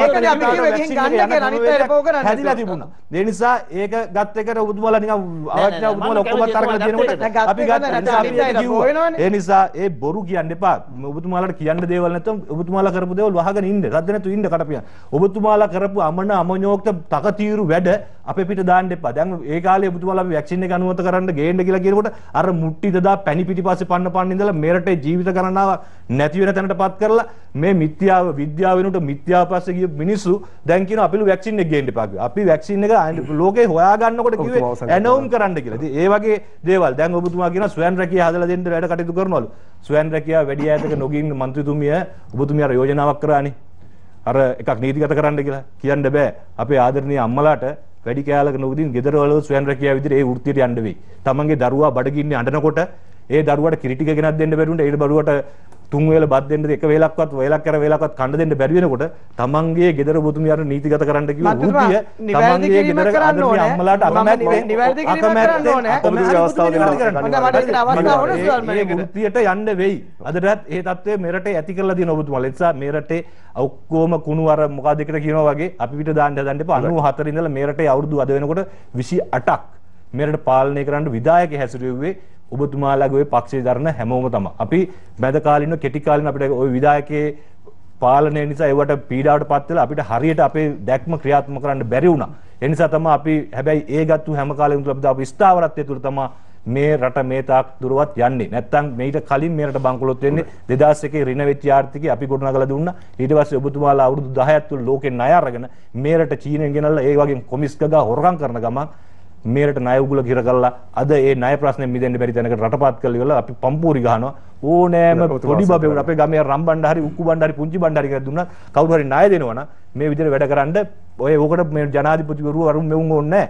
අපේ උක්කු බණ්ඩේකට පුංචි බණ්ඩේකට ගොවි මහත්තයෙකුට ගෙනත් දුන්නා නම් ලෝකෙන් ණය දෙනවනම් ණය වලින් හොරකම් කරන්නත් chance එකක් තියෙනවා නම් ඕන තරම් වැඩ පෙන්නයි. ඒ වෙව්ව කරලා මේ ආර්ථිකය ගොඩනගා ගන්න බෑ කියන එක බොහොම අපි වගකීමෙන් කියනවා. කෝකිලා ගුණවර්ධන මන්ත්‍රීතුමියනි දැන් මම හිතන්නේ ඔබතුමිය අර යෝජනාව අපි විවෘතව කතා කරමු. ගණිකා වෘත්තිය නීතිගත කිරීම පිළිබඳව ඔබතුමිය මේ තුලාව සංවාදයේදීම අදහස් දැක්වා. ආචාර්ය හරිනි අමරසූරිය මන්ත්‍රීතුමියත් මේ තුලාව වේදිකාව තුලම හිටියා. ඩයනා ගමගේ මන්ත්‍රීතුමියත් එදා මේ තුලාව දේශපාලන සංවාදයේ සමග සිටියා. ඔබතුමියට පුළුවන් ඒ ප්‍රශ්නයට මේ නගපු චෝදනාවටත් පිළිතුරු දෙන්න. එක්කම කෝකිලා ගුණවර්ධන මන්ත්‍රීතුමියනි දැන් එක පැත්තකින් දැන් ආණ්ඩුව කියනවා රයිට් කරලා තියෙනවා. ඔබතුමියලා මෙච්චර කරලා තියෙනවා. සංවර්ධන ව්‍යාපෘති ගණනාවක් කරලා තියෙනවා. කුෂිකර්මාන්තයේ පැත්තෙන් ගත්තොත් හරිත කුෂිකර්මාන්තයක් වෙනුවෙන් දැවැන්ත වැඩපිළිවෙලක් කරලා තියෙනවා. හැබැයි ඒ කරගෙන යද්දී පොහොර ප්‍රශ්නයක් එනවා ආණ්ඩුවට. ගෑස් පිළිබඳව ගනිද්දී ගෑස් ප්‍රශ්නයක් එනවා ආණ්ඩුවට. එතකොට ගුරු ප්‍රශ්නය විසඳගත්තා. මේ එකින් එකට ප්‍රශ්න ගණනාවක් ආවා. ගිය වසරේත් ආවා. මේ වසරේත් ආරම්භයේ තුලම තවමත් තියෙනවා. ගෑස් ප්‍රශ්නය 100%ක් තවමත් විසඳිලා නැහැ. අද තීන්දුවක් ගත්තා ලබා දෙන ගෑස් සිලින්ඩරයකට ලක්ෂ 10ක රක්ෂණාවරණයක් දෙන්න. ජනතාවක පැත්තෙන් හොඳ දෙයක්. හැබැයි ඊට පස්සේ ගෑස් සිලින්ඩර් පුපුරයිද කියන එකත් හිතන්න බෑ. ලක්ෂ 10ක මුදලක් නිසා, රක්ෂණයක් නිසා. මෙන්න මේ සියලු කරුණු කාරණාත් එක්ක ආණ්ඩුවක් ගෙනියද්දී මේ තියෙන අභියෝග ජය ගන්න ඔබතුමියලාට මේ වසර තුලදී සැලැස්මක් තියෙනවද? සැලැස්ම සකසලා තියෙනවද? මේ වසරේ කොහොමද මේ ඉදිරි ගමන යන්නේ කියලා? ඔව් ධර්ම මම හිතන්නේ පළමුවෙන්ම මම කතා කරේ බොහොම විවෘතව ගණිකා වෘත්තය නීතිගත කරන්න ඕනේ කියලා මේ රටේ කාන්තාවන්ගේ ආරක්ෂාව වෙනුවෙන් විශේෂයෙන්ම මම කියන්නේ නෑ අලුතෙන් ඒ වෘත්තියට කට්ටිය එකතු කරන්න ඕනේ කියලා. හැබැයි ඉන්න කාන්තාව ආරක්ෂා කිරීම කාන්තා මන්ත්‍රීතුමියන්ලා හැටියට අපේ වගකීමක් හැටියට මම විශ්වාස කරනවා. මේක අපිට කවදාකවත් මම හිතන්නේ නතර කරන්න පුළුවන් වෘත්තියක් නෙමෙයි. හැබැයි කාන්තාව මේ වෘත්තියේ යෙදීම නිසා අද මෙතුමත් බොහොම නින්දාවට පත් වෙන ආකාරය තමයි කාන්තාව ගැන කතා කරේ. මේ වෘත්තියේ යෙදෙන අය මම හිතනවා නීතිමය රැකවරණයක් තියෙන්න ඕනේ කියන කාරණා මම විශ්වාස කරනවා. එහෙම නොවුනා නම් බොහෝ වෙලාවලට අම්මාව අත්අඩංගුවටපත් වෙනකොට බොහොම විට ස්වාමි පුරුෂ නැති කාන්තාව මේ වෘත්තියේ යෙදෙන්නේ. අම්මාව අත්අඩංගුවටපත් වෙනවා. සමහරට ඒ පවුලේ ඉන්න ගෑනු දරුවෝ තව තවත් අනාරක්ෂිතභාවයටපත් වෙනවා. මේ කාරණාව මත පදනම් කරගෙන තමයි මගේ මතවාදය මම ඉදිරිපත් කරේ. ඒ මතවාදය මම අදත් ඉන්නවා. ඒක එහෙමමයි. ඒක වෙනස් වෙන්නේ නැහැ. එතකොට එතනින් එහාට දැන් මෙතුමා කිව්වා දැන් ගෑස් එකක් රටේ තියෙනවා කියලා. ඇත්ත. මේක මුළු රටේම මේ අපේ රටට පමණක් බලපාන කාරණාවක් නෙමෙයි සුදාර්ම. මේක බල ශක්තිය කියන කාරණාව අද වෙනකොට ලොකු අර්බුදයක මුළු ලෝකෙම ඉන්නවා. ඒතකොට මේ කාරණාවත් එක්ක අපිටත් මේක බලපාලා තියෙනවා. හැබැයි ගෑස් ටැංකිය පිපිරීම සම්බන්ධයෙන් අනිවාර්යයෙන්ම පැහැදිලි තීන්දුවකට යන්න ඕනේ. ඒ පිළිබඳව අපි රජයක් හැට වගේ කියනවා. ඒ නිසා තමයි අපි රජයේ යම් කාරණාවල වෙලා තියෙන දේවල් අතපසුවීම් වෙලා තියෙන මේක දේශපාලනඥයෙක් පැත්තටම කරකවන්න පුළුවන් කාරණාවක් නෙමෙයි. සමහර අනිත් පැතිවල ඉන්න අයටත් මේක වගකීම තියෙනවා. ඒ තියෙන දේවල් පිළිබඳව අපි ඒවා පිළිබඳව ක්‍රියාත්මක වෙමින් ඒ සඳහා අවශ්‍ය දේවල් කරනවා. හැබැයි අපිට මතකයි මේ යහපාලන ආණ්ඩුව කාලේ මීට එහා කිසිම ගෑස් මේ වගේ බල ශක්තිය අර්බුදයක් නැති කාලේ ගෑස් එනකන් නැව් වෙනකන් අපි බලාගෙන හිටපු කාලෙකොත් තිබුණා. ගෑස් පෝලිං ඒ කාලෙත් තිබුණා. එතකොට බලශක්ති අර්බුදය මේ විදිහට තිබුණේ අද මේ කොරෝනා වෛරසයත් එක්ක අපිට මේ බලශක්ති අර්බුදයට මුහුණ දෙන්න සිදුන. ඒ නිසා තමයි පුනර්ජන්මීය බලශක්ති වලට යන්න ඕනේ කියන අතිගරු ජනාධිපතිතුමා මේ වෙනකොටත් ඒ සඳහා අවශ්‍ය ක්‍රියාමාර්ග ගමින් ක්‍රියාත්මක කරන්න යන්නේ. එතකොට විශේෂයෙන්ම දැන් කෘෂි කර්මාන්තය අපේ රටේ මූලිකවම මට මතකයි කෘෂි කර්මාන්තයේ නැවත ප්‍රබෝධයක් ඇති වෙන්නේ මේ රටේ මහින්ද රාජපක්ෂ ජනාධිපතිතුමා කාලේ අර අපි වමු රට නගමු කියන සංකල්පයත් එක්ක. ඊට පස්සේ සුධර්ම මේ කරගෙන ගිය හොඳ වැඩපිළිවෙල යහපාලන ආණ්ඩුවට ආවට පස්සේ සම්පූර්ණ නතර කරා. මට මතකයි කෘෂි නිෂ්පාදන සහකාරවරු අපි ගමට ගියාපම කිව්වා දැන් අපිට කරන්න දෙයක් නැහැ. අඩුම තරමේ බීජයක්වත් එහෙම නැත්නම් පැලයක්වත් අපිට ගමට ගෙනියන්න එන්නේ නැහැ කියලා. කෘෂි කර්මාන්තය විනාශ කරන්න මේ රටේ මේ ආහාර අර්බුදයට බලපාන්න ප්‍රධානම වග කියන්න ඕන පක්ෂය තමයි යහපාලන ආණ්ඩුව කියලා මම විශ්වාස කරනවා. මොකද ඒ හිටපු එක්තරා අමාත්‍යවරයෙක් පැහැදිලිවම කියනවා අපේ රටේ සහල් නිෂ්පාදනය කරන්න ඕනේ නැහැ. අල්ලපු රටෙන් ගේන්න පුළුවන් ඊට වඩා අඩු මුදලකට දෙන්න පුළුවන්. හැබැයි එතුමා කියන ප්‍රතිපත්තිය තුල හිටියා නම් අද වෙනකොට අපේ රටේ ඊට වඩා විශාල අර්බුදයකට අපිට යන්න සිද්ධ වෙනවා. ඒතකොට අපි හැමදාම කෘෂි කර්මාන්තය ආරක්ෂා කරා. අපි පෝර ටික නොමිනේ දෙන්න පටන් ගත්තා. මෙතුමාලා යහපාලන ආණ්ඩුව ආවට පස්සේ ඒකට මුදල් අය කරන්න පටන් ගත්තා. නැවතත් අපිට පැහැදිලි ඔබතුමී දැන් පොර සම්බන්ධව කියන කතන්දරේ අපි විනිෂ්පාදනය නතර කරන අපේ රජයේ නෑ ප්‍රශ්නයක් අහන්නකො මම කියන්නේ දීර්ඝව යන්නේ නැතුව මට ප්‍රශ්න අහන්න කියන්න බෑ නැතු ඉතින් ඔබතුමීට මම මේක කියලා කියන්න බෑනේ ඔබතුමී දැන් කිව්වනේ පොර අපි මේ වී නිෂ්පාදනය නතර කරන්නදී එතුමා ඉන්නේ අද දුමින් දැමතුමා තමයි එතකොට අපේ රටේ වී අතිරික්තයක් තිබ්බ ඔබතුමීට මතක ඇති අපි මෙහෙත් ගිහිල්ලා කපඩාගෙන එතකොට ඒක නිසා යම් කිසි ප්‍රමාණයක් අඩු කරන්න ඕනයි කියලා කියපු එක තමයි ඔබතුමී පටලගෙන ඉන්නේ ඒ වගේම ඔබතුමී දැන් අනිත් කාරණේ තමයි මේ බලශක්ති අර්බුදය දැන් පැහැදිලි කිරීම කරන්න බෑ සුතන් මගේ කාලේ මේ මගේ පැහැදිලි කිරීම කරන්න දැන් අපේ ප්‍රශ්න අහනවනේ කෙටියෙන් ප්‍රශ්න අහන දැන් ඔබ පැහැදිලි කිරීම එක කිව්වොත් මගේ කාලේ නෙමෙයි යන්නේ. එතකොට අපේ රටේ වී අතිරික්තයක් කියලා එතුමා පිළිගත්ත එක මම සතුටු වෙනවා. සහල් නිෂ්පාදන අතිරික්තයක් තිබුණා. කුහකකමට ගිහිල්ලා අර හදපු මත්තල ගුවන්තොටුපළේ ගබඩා කෙරුවා. එතකොට එහෙම තිබුණු රටේ තමයි අහපව් පිට රටින් වී ගෙන්න දාන්නට මෙතුමාලා හදලා අපිට බාර දුන්නේ. එතකොට පැහැදිලිවම මේ කාබනික වගාව අද ගම්පහ දිස්ත්‍රික්කයේ 80%කට වඩා වැඩි ප්‍රමාණයක් සුදාන්මන් වගා කරලා තියෙන්නේ දැන්ද නැත්නම් ඔබතුමාලා මේ ගත්තු කාබනික පොහොර කතන්දරයේ හින්දාද නැත්නම් මේ අපි යනකොට බාර දීලා ගිහපු අස්වැන්නේ ඔබතුමාලගේ කාලේ ක්‍රියාත්මක වුණු ක්‍රියාදාමයන් එක තමයි ගොවිය කෘෂි කර්මාන්තයෙන් අයත් උනේ. ගොවියන් කෘෂි කර්මාන්තයෙන් නොමිලේ දුන්න පොහොර ටිකට මුදල් අය කරන්න පටන් ගත්තා. ඒක තුල කෘෂි කර්මාන්තයෙන් රජයේ වැඩපිළිවෙලක් යහපාලන ආණ්ඩුවේ තිබුණේ නැහැ. අඩුම තරමේ ගෙවත් වගා කරන්න උගන්වන්නවත්. අපි පැසිල් රාජපක්ෂ මහත්මයා එදා පටන් ගත්ත අපි වවමු රට නගමු සංකල්පය ගෙනිච්චා නම් අද මේ තත්ත්වයට මේ රටේ මේ ආහාර නිෂ්පාදනය ඉහළ යන්නේ අපිට මතකයි එක්තරා වෙලාවකදී අපේ රටේ සාමාන්‍ය සිංහල අවුරුද්දට නත්තලට බිත්තරවල මිල ඒ වගේම අනිත් එළවලු වල මිල වැඩි වෙනවා. හැබැයි අවසාන භාගය වෙනකොට 2015 2014 2013 අවසාන භාගය වෙනකොට අපිට එහෙම තත්යකට අපේ රට ගියේ නැහැ. ඒ විදිහට කළමනාකරණයක් අපේ ආණ්ඩුව තුළ තිබුණා. හැබැයි ඒ කළමනාකරණය විනාශ කළ දැන් මෙතුමන්ලා ඒකත් එක්කලා අද මේ පත් වෙලා තියෙන තාට නැවත ගොඩනගන්න අපි ක්‍රියාත්මක කරනවා. ඒක තමයි මම කිව්වේ අපි එක එක්කෙනාට බැන ඉන්නේ නැහැ සුදර්මන ආණ්ඩුවක් අපි විශ්වාසයෙන් මිනිස්සු අපේ ජනතාව අපිට බාර දුන්නා. එහෙනම් මේ ආණ්ඩුවේ මේ පහුගිය ආණ්ඩුව වුණ වැරදි වලට පිළියම් හොයාගෙන ආර්ථික කළමනාකරණය කරන රජයක් හැටියට අපේ වගකීම. මන්ත්‍රීතුමනි දැන් ඔබතුමියලා මේ මෙතරම් වැඩ කොටසක් කරගෙන යද්දි දැන් ඇතැම් මිට නිලධාරීන්ගෙන් වැඩක් කෙරෙන්නේ නැහැ කියන තත්ත්වයකුත් පේනවා. ඇතැම් නිලධාරීන්ගෙන් වැඩක් ගන්න බැරි තත්ත්වයකුත් තියෙනවා. දැන් මේ ගොඩක් ප්‍රශ්නවලට ඇතැම් නිලධාරීනුත් මුල් වෙලා නැද්ද? සමහර සුධර්මන් මං හිතන්නේ කියන්නේ 100%ක් නිලධාරීන් මේ සම්බන්ධයෙන් මේ රජයේ වැඩපිළිවෙල අපසට ගෙනියන්න ඉන්නවා කියලා බහුතරයක් නිලධාරීන්ගේ විශාල සහයෝගයක් ලැබෙනවා. හැබැයි මේ අතරතුරේ කීප නිලධාරීන් කීප දෙනෙක් ඉන්නවා මේ වැඩපිළිවෙල සමහරට අපසට හරවන්න උත්සාහ කරනවා. අපි උදාහරණයක් හැටියට ගත්තොත් පොහොර ගත්තොත් කුෂිකර්ම අමාත්‍යාංශයේ මේ අවුරුදු 2 ඇතුළත ලේකම්වරු 3 දෙනෙක් ඉනවා. ඇතැම් අමාත්‍යාංශවල මේ තත්ත්වය ඇති වෙලා තියෙනවා. ඇයි එහෙම තත්ත්වයක් ඇති වෙලා තියෙන්නේ? මම හිතන්නේ සුධර්මන් සමහර නිලධාරීන් සමහර අවස්ථාවන් වලදී අනුගත වීම පිළිබඳව ගැටලුවක් තිබුණත් මම හිතනවා බහුතරයක් නිලධාරීන්ගේ සහයෝගය අපේ රජයට ලැබිලා තියෙන නිසා තමයි අපි මේ මට්ටමට ආර්ථිකය කළමනාකරණය කරගෙන යන්නේ. නැත්නම් යහපාලන ආණ්ඩුව බලාර දුන්න ආණ්ඩුව ආර්ථිකය ගෙනියන්න ගියා නම් ඊට වඩා විශාල තැනකට පල්ලෙහාට අපිට යන්න සිද්ධ වෙනවා. විශේෂයෙන්ම අර දේශීය කර්මාන්ත ගැන කතා කරනකොට සුධර්ම මම දන්නවා ඉස්සර මැටි කර්මාන්තයට අපේ රටේ මිනිස්සු හිටියත් අද වෙනකොට තරුණ පරපුර මේකෙන් අයින් වෙලා යනවා. හැබැයි අපි අද වෙනකොට මැටි කර්මාන්ත ගම්මාන නැවත වතාවක් සෞභාග්‍ය ගම්මාන හැටියට පාවිච්චි කරලා එක පැත්තකින් වළං විතරක් හදපු මැටි කර්මාන්ත ගම්මානයට දැන් අපි ඕනමන්ට් සදන්න පුරුදු කරගෙන යනවා. එතකොට අර දේශීය කර්මාන්තේ නැවතත් තව අපි උත්සාහ කරනවා ලබන වසර වෙද්දී පිටරට යවන්න මට්ටමට ගෙනියන්න. එතකොට මේ දේශීය නිෂ්පාදනය වැඩි කරගන්න නැතුව අපිට සාමාන්‍යයෙන් ආර්ථිකය නගා සිටවන්න බෑ.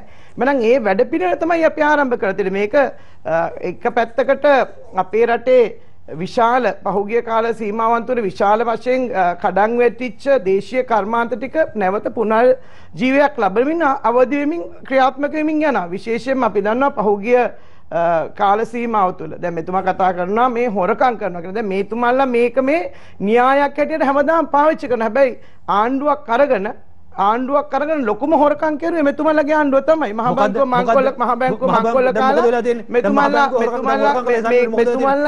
කරා නම් ඒ සල්ලි දෙන්න ඕනේ කාරණා ටික මෙතුමාලා මේ ඇවිල්ලා අනිත් අයට අත දික් කරන්න දේවල් නෑනේ. සුධර්මන අවුරුදු 5ක් ආණ්ඩු කෙරුවා. අවුරුදු 5ක් ආණ්ඩු කරපුවා කරපු දේක් පේන්නේ නැහැ. එතකොට කරපු දේක් පේන්නේ නැතිකොට අනිත් පැත්තට චෝදනා කරන එක විතරයි කරන්න පුළුවන්කම තියෙන්නේ. හැබැයි අපි දැක්මක් එක්ක අපි වැඩ පිළිවෙලක් එක්ක යන ආණ්ඩුවක් අපිට ඉලක්ක තියෙනවා. මේ වසරේ වෙනකොට අපි කෘෂි කර්මාන්තයේ මෙතනට ගෙනියනවා. මේ රටේ දේශීය නිෂ්පාදනය මෙතනට ගෙනියනවා. අපි ඉලක්කයක් තියාගෙන යනවා. අතිගරු ජනාධිපතිතුමා ඒ ජනතාව තිබ්බ විශ්වාසය ආරක්ෂා කරන වැඩ පිළිවෙල කරු මුදල් ඇමතුමා විශාල මුදල් ප්‍රමාණයක් මේ වෙනකොට ගම් වලට දීලා තියෙන. ඒ සියල්ලගෙන් බලාපොරොත්තුව අපේ නැවතත් දේශීය නිෂ්පාදනය වැඩි කරන්න. ඒකෙදී අපි දන්නවා විශාල වශයෙන් පහුගිය කාල සීමාවන් තුල මෙතුමාලගේ ආණ්ඩුව කාලේ අපිට අහිමි වෙලා ගියා. දැන් මෙතුමා විදුලි බලය ගැන කතා කරනවා. මේ රටේ මහින්ද රාජපක්ෂ ජනාධිපතිතුමා ආණ්ඩුව බාර ගන්නකොට 68%කට විතරයි මේ රටේ විදුලිය තිබුණේ. 98% දක්වා ගෙනilla විදුලිය ලබා දෙන්න කටයුතු කරේ අපේ ආණ්ඩුව. අද ඉතුරු ටිකටත් අපි විදුලිය ලබා දෙන්න. අද විදුලිය ගන්න බැරි ජනතාවට සමෘද්ධිය හරහා නොමිලේ විදුලිය ලබා දෙන වැඩ පිළිවෙලක් යනවා. එතකොට අපේ බලාපොරොත්තු වෙන්නේ ඊගාව මේ වසර අවසාන වෙනකොට කිසිම විදුලිය නැති ගයක් මේ රටේ නැති කරන්න.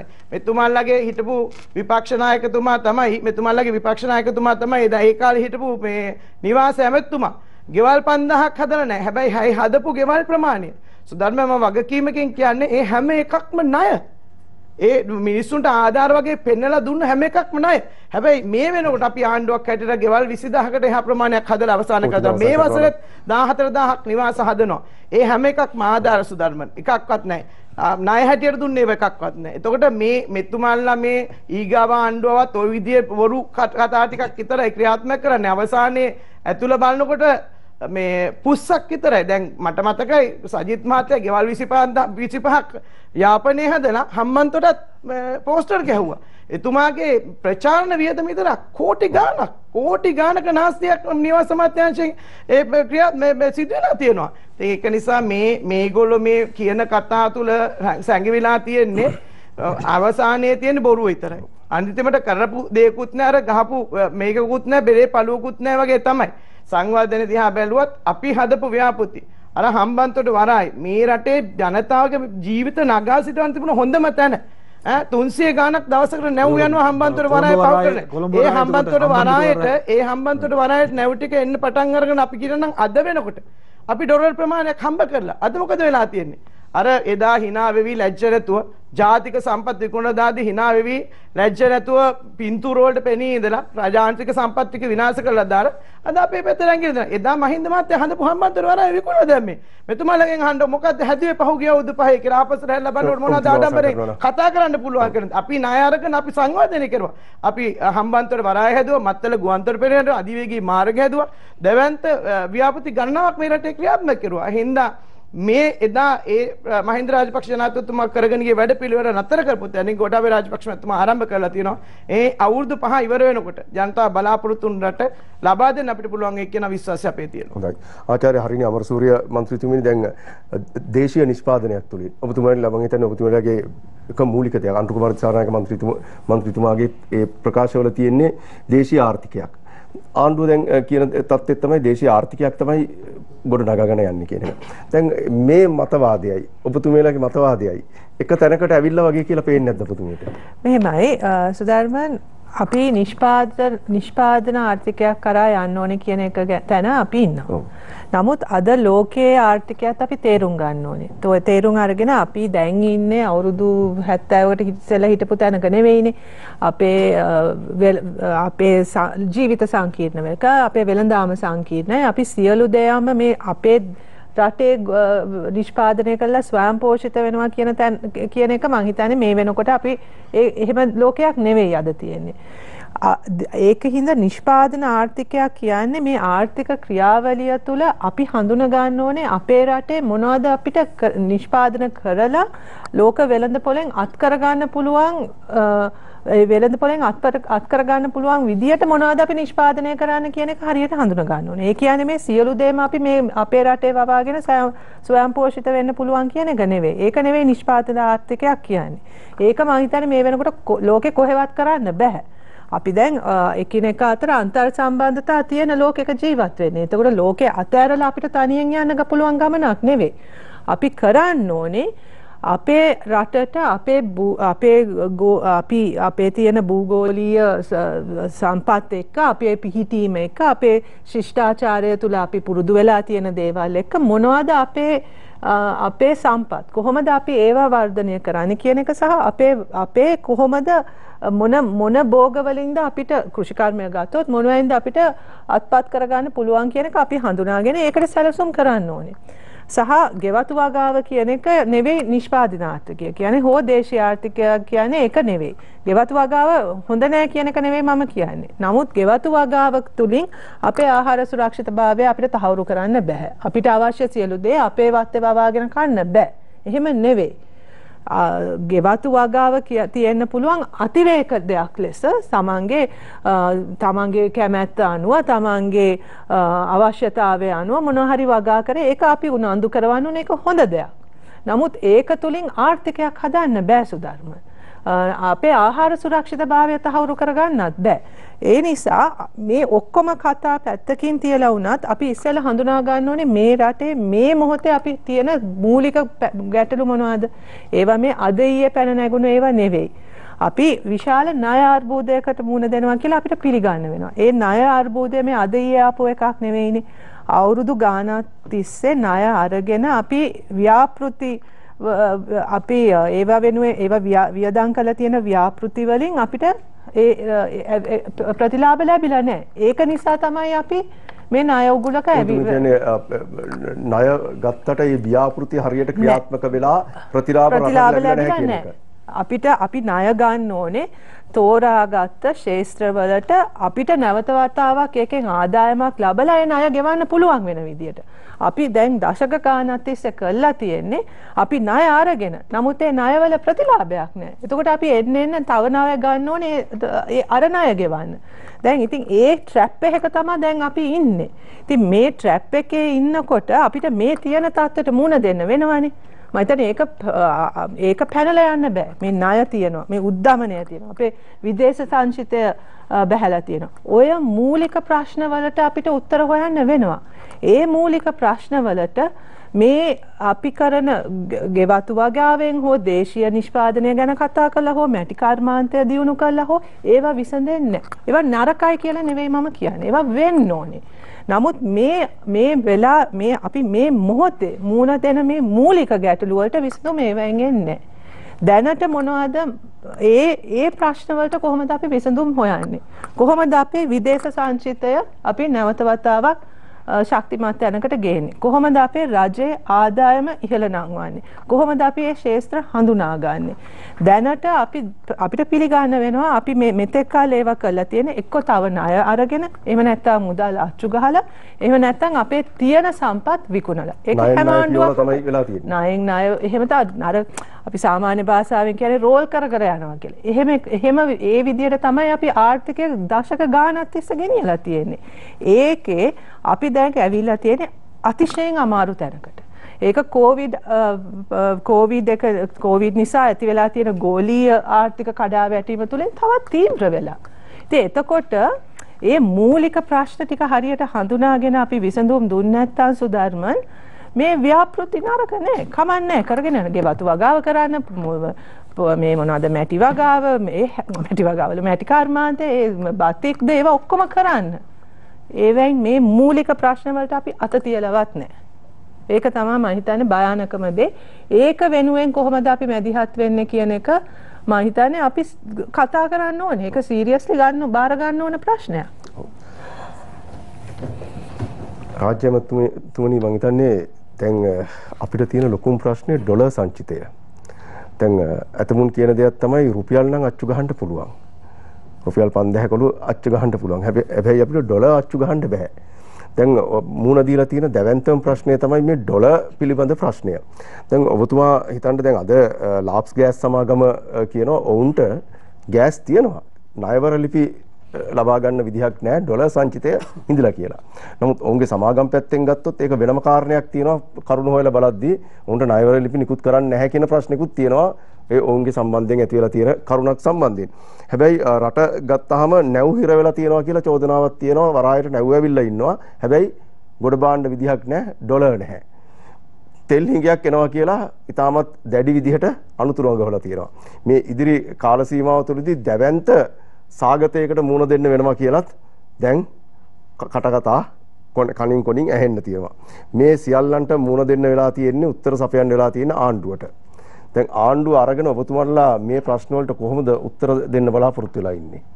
සුධර්මන් මේ 2021 අප්‍රේල් මාසෙන් පස්සේ ඉඳන් කිව්වා මේ ආණ්ඩුවට ණය ගෙවා ගන්න බැරි වෙනවා 2021 ගෙවන්න වෙන්නේ නැහැ. ඒක නිසා බංකොලොත් වෙච්ච රටක් වෙනවා කිව්වා. අපි ඒ අවුරුද්දේ ඔක්කොම ණය ගෙව්වා. ඊගවට කියනවා මේ ජනවාරි මාසෙවත් ගෙවා ගන්න බෑ කියලා කිව්වා.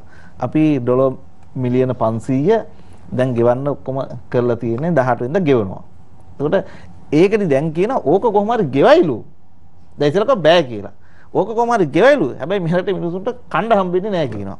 හෙට ඉඳන් අර කන්ටේනර් හිරෙච්ච සියල්ලම ගන්න බාණ්ඩ මේ මහ බැංකුවෙන් ඩොලර් දෙනවා ඒ බාණ්ඩ නිදාස් කරගන්න.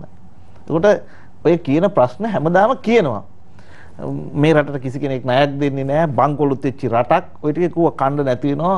ඔක දැන් කාලෙකින් දැන් කියනවා අර එක මිනිස්සෙක් හැමදාම ඇවිල්ලා කියනවා මේ තෙල් නැහැ. තව දවස් 3යි තියෙන 4යි තියෙන. හැබැයි දැන් ඒ 3යි 4යි කියලා මාස ගාණක් වෙනවනේ. නැති වුණාම බලමුකෝ. දැන් අපේ ගමපිල්ල ඇමතුමා කියනවා බවුසර් ආවොත් ගහලා එවනවා.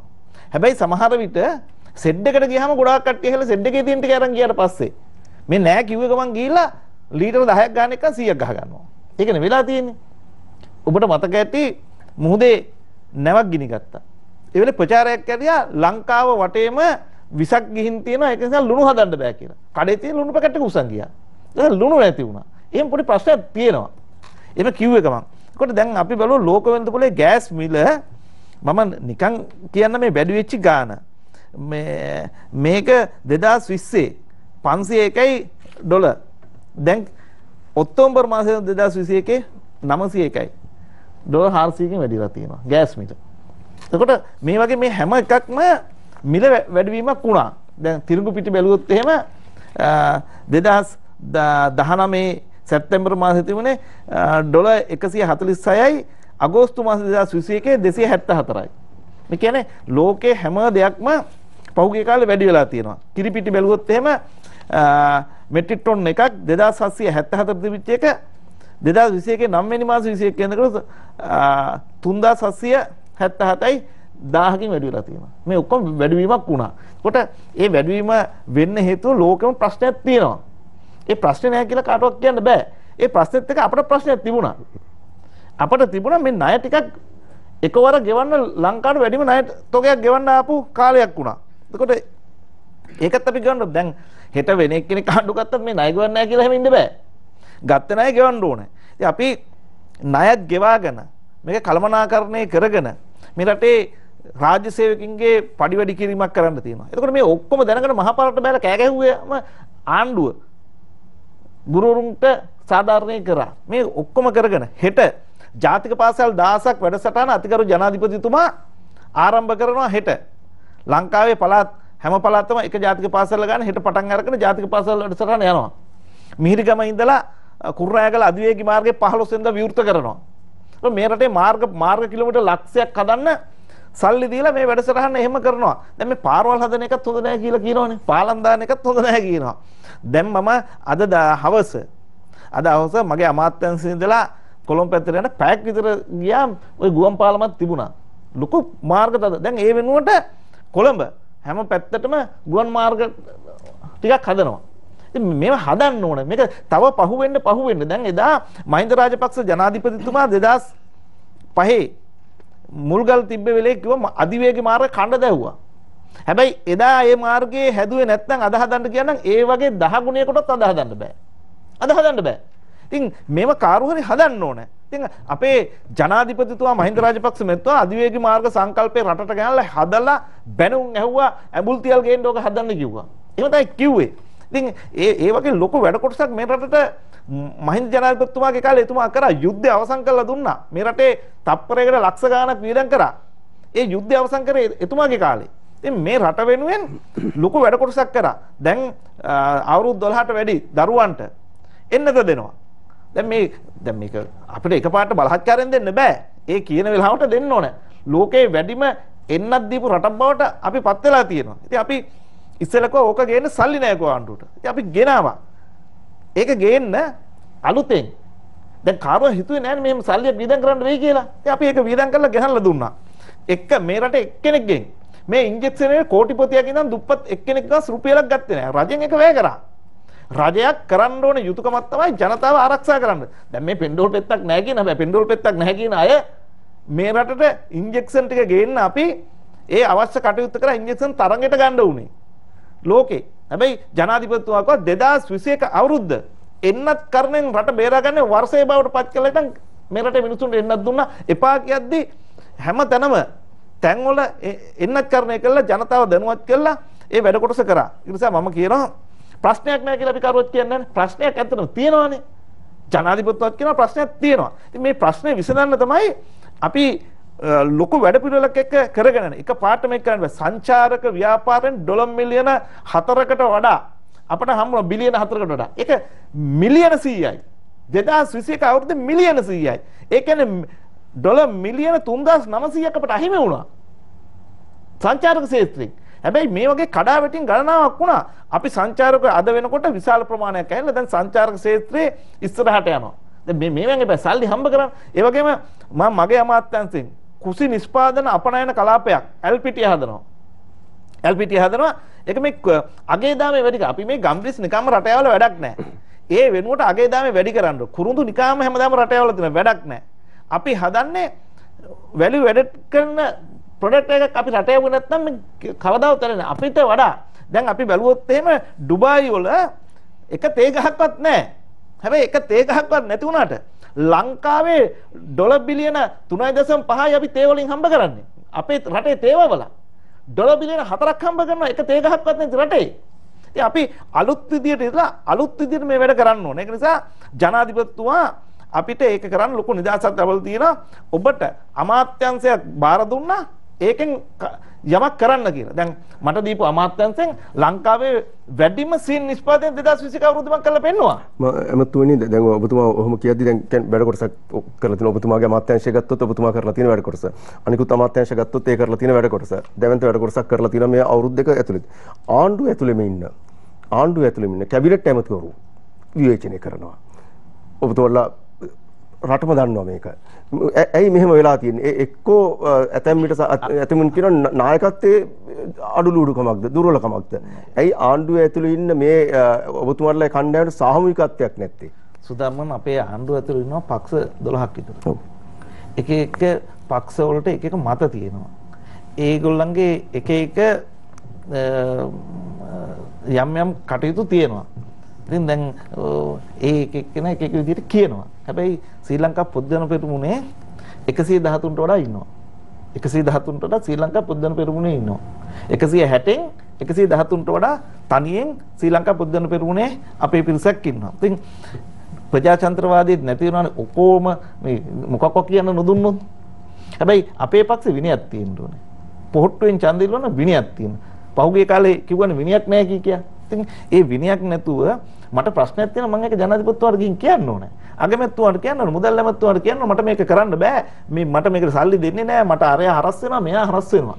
බැයි නම් මම බෑ කියලා මේක ඉල්ලාස් වෙලා යන්න ඕනේ. ජානකුවක් කුමර එළවණුකම් එහෙම හිටියේ නැහැ කවදාවත්. ශ්‍රී ලංකා නිදහස් පක්ෂයෙන් ඉල්ලාස් වෙලා මම මාධ්‍ය හමුවක් තියලා 2016 ඉල්ලාස් වුණා. ආයේ මෛත්‍රීපාල වුණේ එළවණුකම් හිටියේ නැහැ ජානකුවක් කුමර පක්ෂෙත් එක්ක අයින් වෙලා මම බය නැතුව ගියා. ගෙදර යන්න අවුරුදු 4ක් බලාගෙන මන්ත්‍රීකමත් අතරලා යන්න තමයි අපි ඉල්ලාස් වුණේ. ඒ නිසා අපි ඒවට බය වුණේ නැහැ. ඇඬුවේ නැහැ. එළවන්න එපා කියන එළවන්න කියන්න ඉස්සෙල්ලා සංවිධායකයන් අස්සෙල්ලා තමයි ගියේ. ගිහලා පොට්ටුවේ සමාජිකත්වය අරගෙන පෙන්නුවා. අපි එහෙම බය නැතුව වැඩ කරලා තියෙනවා. අපි කාටවත් බය වුණේ නැහැ. අපි කියනවා අපි ඒක කරා 2015 ජනවාරි 8 වෙනිදාන් පස්සේ ගිහලා විපක්ෂ ඉඳගත්තා. ඔය අඬන්න ගියේ නැහැ. අපි අඬන්නේ නැහැ. මට මේක කරන්න බැයි නම් මං තියලා යන්න එපා. ඉතින් ජනාධිපතිතුමා අපේ සම්පූර්ණ නිදහසක් දීලා තියෙනවා කරන්න කියලා. මම දන්නේ මට එතුමා කිව්වොත් මං ගින්කෝ සර් මට මේ වැඩේ කරන්න ඕන කියලා ඔය කරන්න කියනවා. කවදාවත් එපා කියලා නැහැ.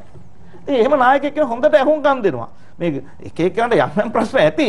ඉතින් අපට හොඳ ඇහුම්කන් දෙන්න නායකයෙක් කෙනා. ඉතින් සීනි කර්මාන්තයේ දියුණු කරන්න ලංකාවේ වැඩිම සීනි නිෂ්පාදනය කරා. දුඹුරු සීනි රටෙන් ගේන එක නැවතුවා. මේ සීනි වංචාවක් කියලා නිරන්තරයෙන්ම චෝදනා එල්ල වෙනවා. මෙතුමා කියන්නේ ලංකාවට සීනි අපි 725ට අඩු කරාම බද්ද පිළිබඳව ප්‍රශ්න අඩු කරපු වෙලේ විශාල ප්‍රමාණයක් ලංකාවට සීනි ගෙනාවා. එතකොට එවලෙත් ඒ සීනි මට මතක හැටියට රුපියල් 85ට වගේ කිලෝ එකක් තියෙනකොට තමයි ඔය 725ට අඩු කරේ රුපියල් 50ට තිබිච්ච බද්ද. රුපියල් 133ට තිබිච්ච බද්ද රුපියල් 50 දක්වා වැඩි කරා අපි. වැඩි කියලා එකපාරට අඩු කරා. අඩු කරපු වෙලේ විශාල ප්‍රමාණයක් ගෙනව රටට.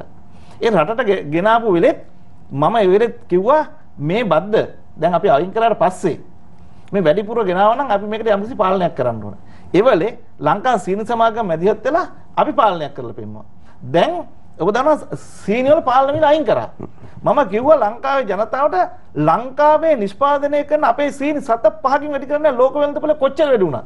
එක 7.5ක් වැඩි කරේ නැහැ. සතොසට අදටත් මම සීනි දෙනවා 120ට 125ට එකුණා. හැබැයි 140ට 150ට 160ට පිට තියෙනවා. ඉතින් අපි ඒක පාලනය කරා. ඒකට යම් කෙනෙක් වැඩිපුර ලාභයක් ලැබුවා. වැඩිපුර ලාභයක් ලැබුවා. ඒකට ඒ වෙලේ ඒ වැඩිපුර ලාභයක් ලැබුව එකත් වළක්වන්න ගැසට් එකකුත් ගැහුවා. ගැසට් එක ගහපු ගමන් විචිදේ දැක්කම සීන් ටික හංගගත්තා. අපේ රටේ ලොකු ප්‍රශ්නයක් තියෙනවා මේ වෙළඳ ව්‍යාපාරයේ ඒකාධිකාරියක් කරගෙන ඉන්නවා. මේක නැති කරන්න වැඩපිළිවෙලක් කරන්න ඕනේ. හාල් අඩුවට දෙන්න ගියාම හාල් ටික හංග ගන්නවා. සීනි අඩුවට දෙන්න ගියාම සීනි ටික හංගනවා. එළවලු ටික එවන්නේ නැහැ අඩුවට දෙන්න කිව්වා. ඉතින් මේ ප්‍රශ්නෙට දැන් මම මගේ අමාත්‍යංශ මෙදලා හරි. කාරු සීනි දුන්න නැත්නම් සතෝදාය සමපකාර සමිතිය දෙනවා කියලා සීනි දුන්නා. සීනි දීලා පාලනය කරා. දැන් අපි ඒ ගන්නට දෙනවා 129ට අනිත් තැන් වලත් දෙනවා. ඉතින් මම කියනවා මේක කරන්න මේ ලොකු බලවේග කොට නගා ගන්න එක නැති කරන්න ඕන රටක. ඒකට හැබැයි ඔක්කොම උදව් කරනවා. දැන් ඒක කරන්න මං ගැසට් ගහලා බෑ කිය හරියන්නේ නැහැ. මං කියන විරුද්ධ පක්ෂයේ ඔක්කොම උදව් කරන්න ඕන යම්කිසි රටේ ජනතාව වෙනුවෙන් තීන්දුවක් ගත්තා. මම අපි විපක්ෂයේ ඉන්නකොටත් යහපාලන ආණ්ඩුව ආපු ගමන් බඩු මිල අඩු කරා. අතයිස්සුවා. ආයෙ දෙකක් කරේ නෑ. යහපාලන ආණ්ඩුව ආපු වෙලේ බඩු මිල අඩු කරපු වෙලේ අතයිස්සුවා. හොඳ වැඩක් නෑ. අපි අය නෑ කිව්වේ නෑ. එතකොට මේ ගුරුවරුන්ට බිලියන 30ක් දීපු වෙලේ කරුවොත් අතයිස්සුවද? නෑනේ. ඒතර මේ සාහනයක් දෙනකොට අත උස්සන්න ඕනේ. ඒ නිසා මම වර්තමාන ජනාධිපතිතුමා මේ රට ගොඩනගන්න එතුමාගේ වැඩපිළිවෙල ක්‍රියාවට නංවන්න එතුමාට දැක්මක් තියෙනවා. ඒ දැක්මත් එක්ක අපි කටයුතු කරනවා. ඒ නිසා අපි බලාපොරොත්තු වෙනවා මේ තියෙන මේ ප්‍රශ්න ටිකක් තියෙනවා. ඇත්තටම ජනතාවේ ප්‍රශ්නයක් තියෙනවා. ඒ ප්‍රශ්නෙට අපි හරියට උත්තරයක් දීලා මේක කළමනාකරණය කරගන්න අපි අපට කරන්න පුළුවන් උපරිම සහයෝගයෙන් අපි කටයුතු කරනවා. වර්ධන තර්ජන දේශපාලන කුමන්ත්‍රණ හමුවේ 2022 පිළිබඳවයි අද අප සාකච්ඡා කරමින් සිටින්නේ තුලාව දේශපාලන සංවාදයේ සමගින් ප්‍රධාන පාලක මැදිරිය සමග සම්බන්ධ වී නැවතත් තුලාව දේශපාලන සංවාදයේ සමගින් අපි එකතු වෙමු.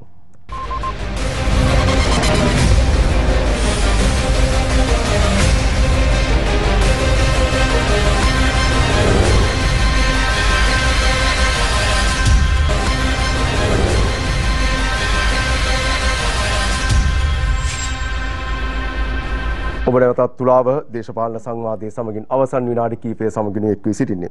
රෝහණ බණ්ඩාර මන්ත්‍රීතුමනි අවසන් විනාඩි කිහිපයේදී ඔබතුමාට කියන්න පුළුවන්ද දැන් ඔබතුමා මුලින් ඉඳලා කිව්වා යම් මේ ඔබතුමාලා උත්සාහයක යෙදෙනවා මේ වසර තුලදී ඔළුමාරුවකට යහ ගිහිල්ලා ජනතා අධිකරණයට ඉස්සරහට ඇවිල්ලා ආණ්ඩු බලය ලබා ගන්න කියන එක. දැන් මේ රටේ පවතින මේ තත්ත්වය තුළ දැවැන්ත ආර්ථික අර්බුදයක් එක්ක ලෝකේ පවතින තත්ත්වයක් එක්ක ඔබතුමාලා මේ වෙලාවේ ආණ්ඩුව බලය ලබා ගත්තොත් දැන් මේ පවතින ඩොලර් සංචිතය පිළිබඳ ප්‍රශ්නය, ආර්ථිකය පිළිබඳව තියෙන ප්‍රශ්නය, එනවා කියන සාගතය පිළිබඳව ප්‍රශ්නය, මේවාට විසඳුම් එක්කද ඔබතුමාලා ආණ්ඩුව ලබා ගන්න බලාපොරොත්තු වෙන්නේ? අනිවාර්යයෙන්ම අපි ආණ්ඩු කරලා අත්දැකීම් තියෙන වගකීමක් ඇති පක්ෂයක්. අපි සමග ජන බලවේගයේ අලුත් පක්ෂයක්, අපි රටේ ජනතාව අලුත් පක්ෂයක් ඉල්ලනවා නම් අපි කියනවා අපි මේ රටේ ඉන්න අලුත්ම දේශපාලන පක්ෂය. ඒ වගේම අලුත් මිනිසුන්ට රටක් බාර දීලා දැන් එකතරයක් කෙලවගෙන ඉන්නවනේ.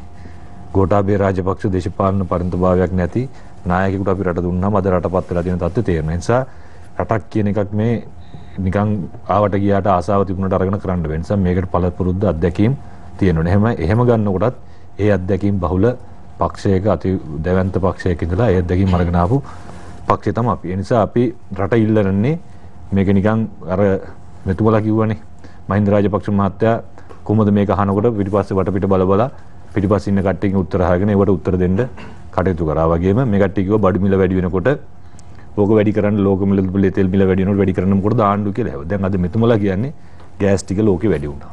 හරක වැඩි වුණා. මේක වැඩි නිසා අපි කොහොමද මේක දෙන්නේ? හැබැයි එදා මෙතුමලා අපි අර තෙල් මිල මෙතුමලා ඒ කාලේ හෙන්න උඩ තිබිච්ච තෙල් මිල පහලට ගෙනල්ලා ජනතාවට සහන දීලා රුපියල් 2කින් විතර අර සංශෝධන ලෝක වෙළඳ පොළට සාපේක්ෂව අර සූත්‍රයට දාලා රුපියල් 2කින් තෙල් මිල වැඩි වෙනකොට ওই කියන නායකයෝ පුට් සයිකල් වලින් කරත්ත වලින් පාර්ලිමේන්තුවට ඇවිල්ලා මේ රටේ කියපු දේවල් අද මෙයාලට අමතක වෙලා. ඒතකොට විපක්ෂයට යනකොට කියපු දේවල් අමතක නිසා අපි බොහොම පැහැදිලිව කියනවා අපි මේ රට බාරගන්නේ බොහොම අපි දන්න අභියෝග මේ ලේසියෙන් අරගෙන කරන්න පුළුවන් රටක් නෙමෙයි දැන් තියෙන්නේ.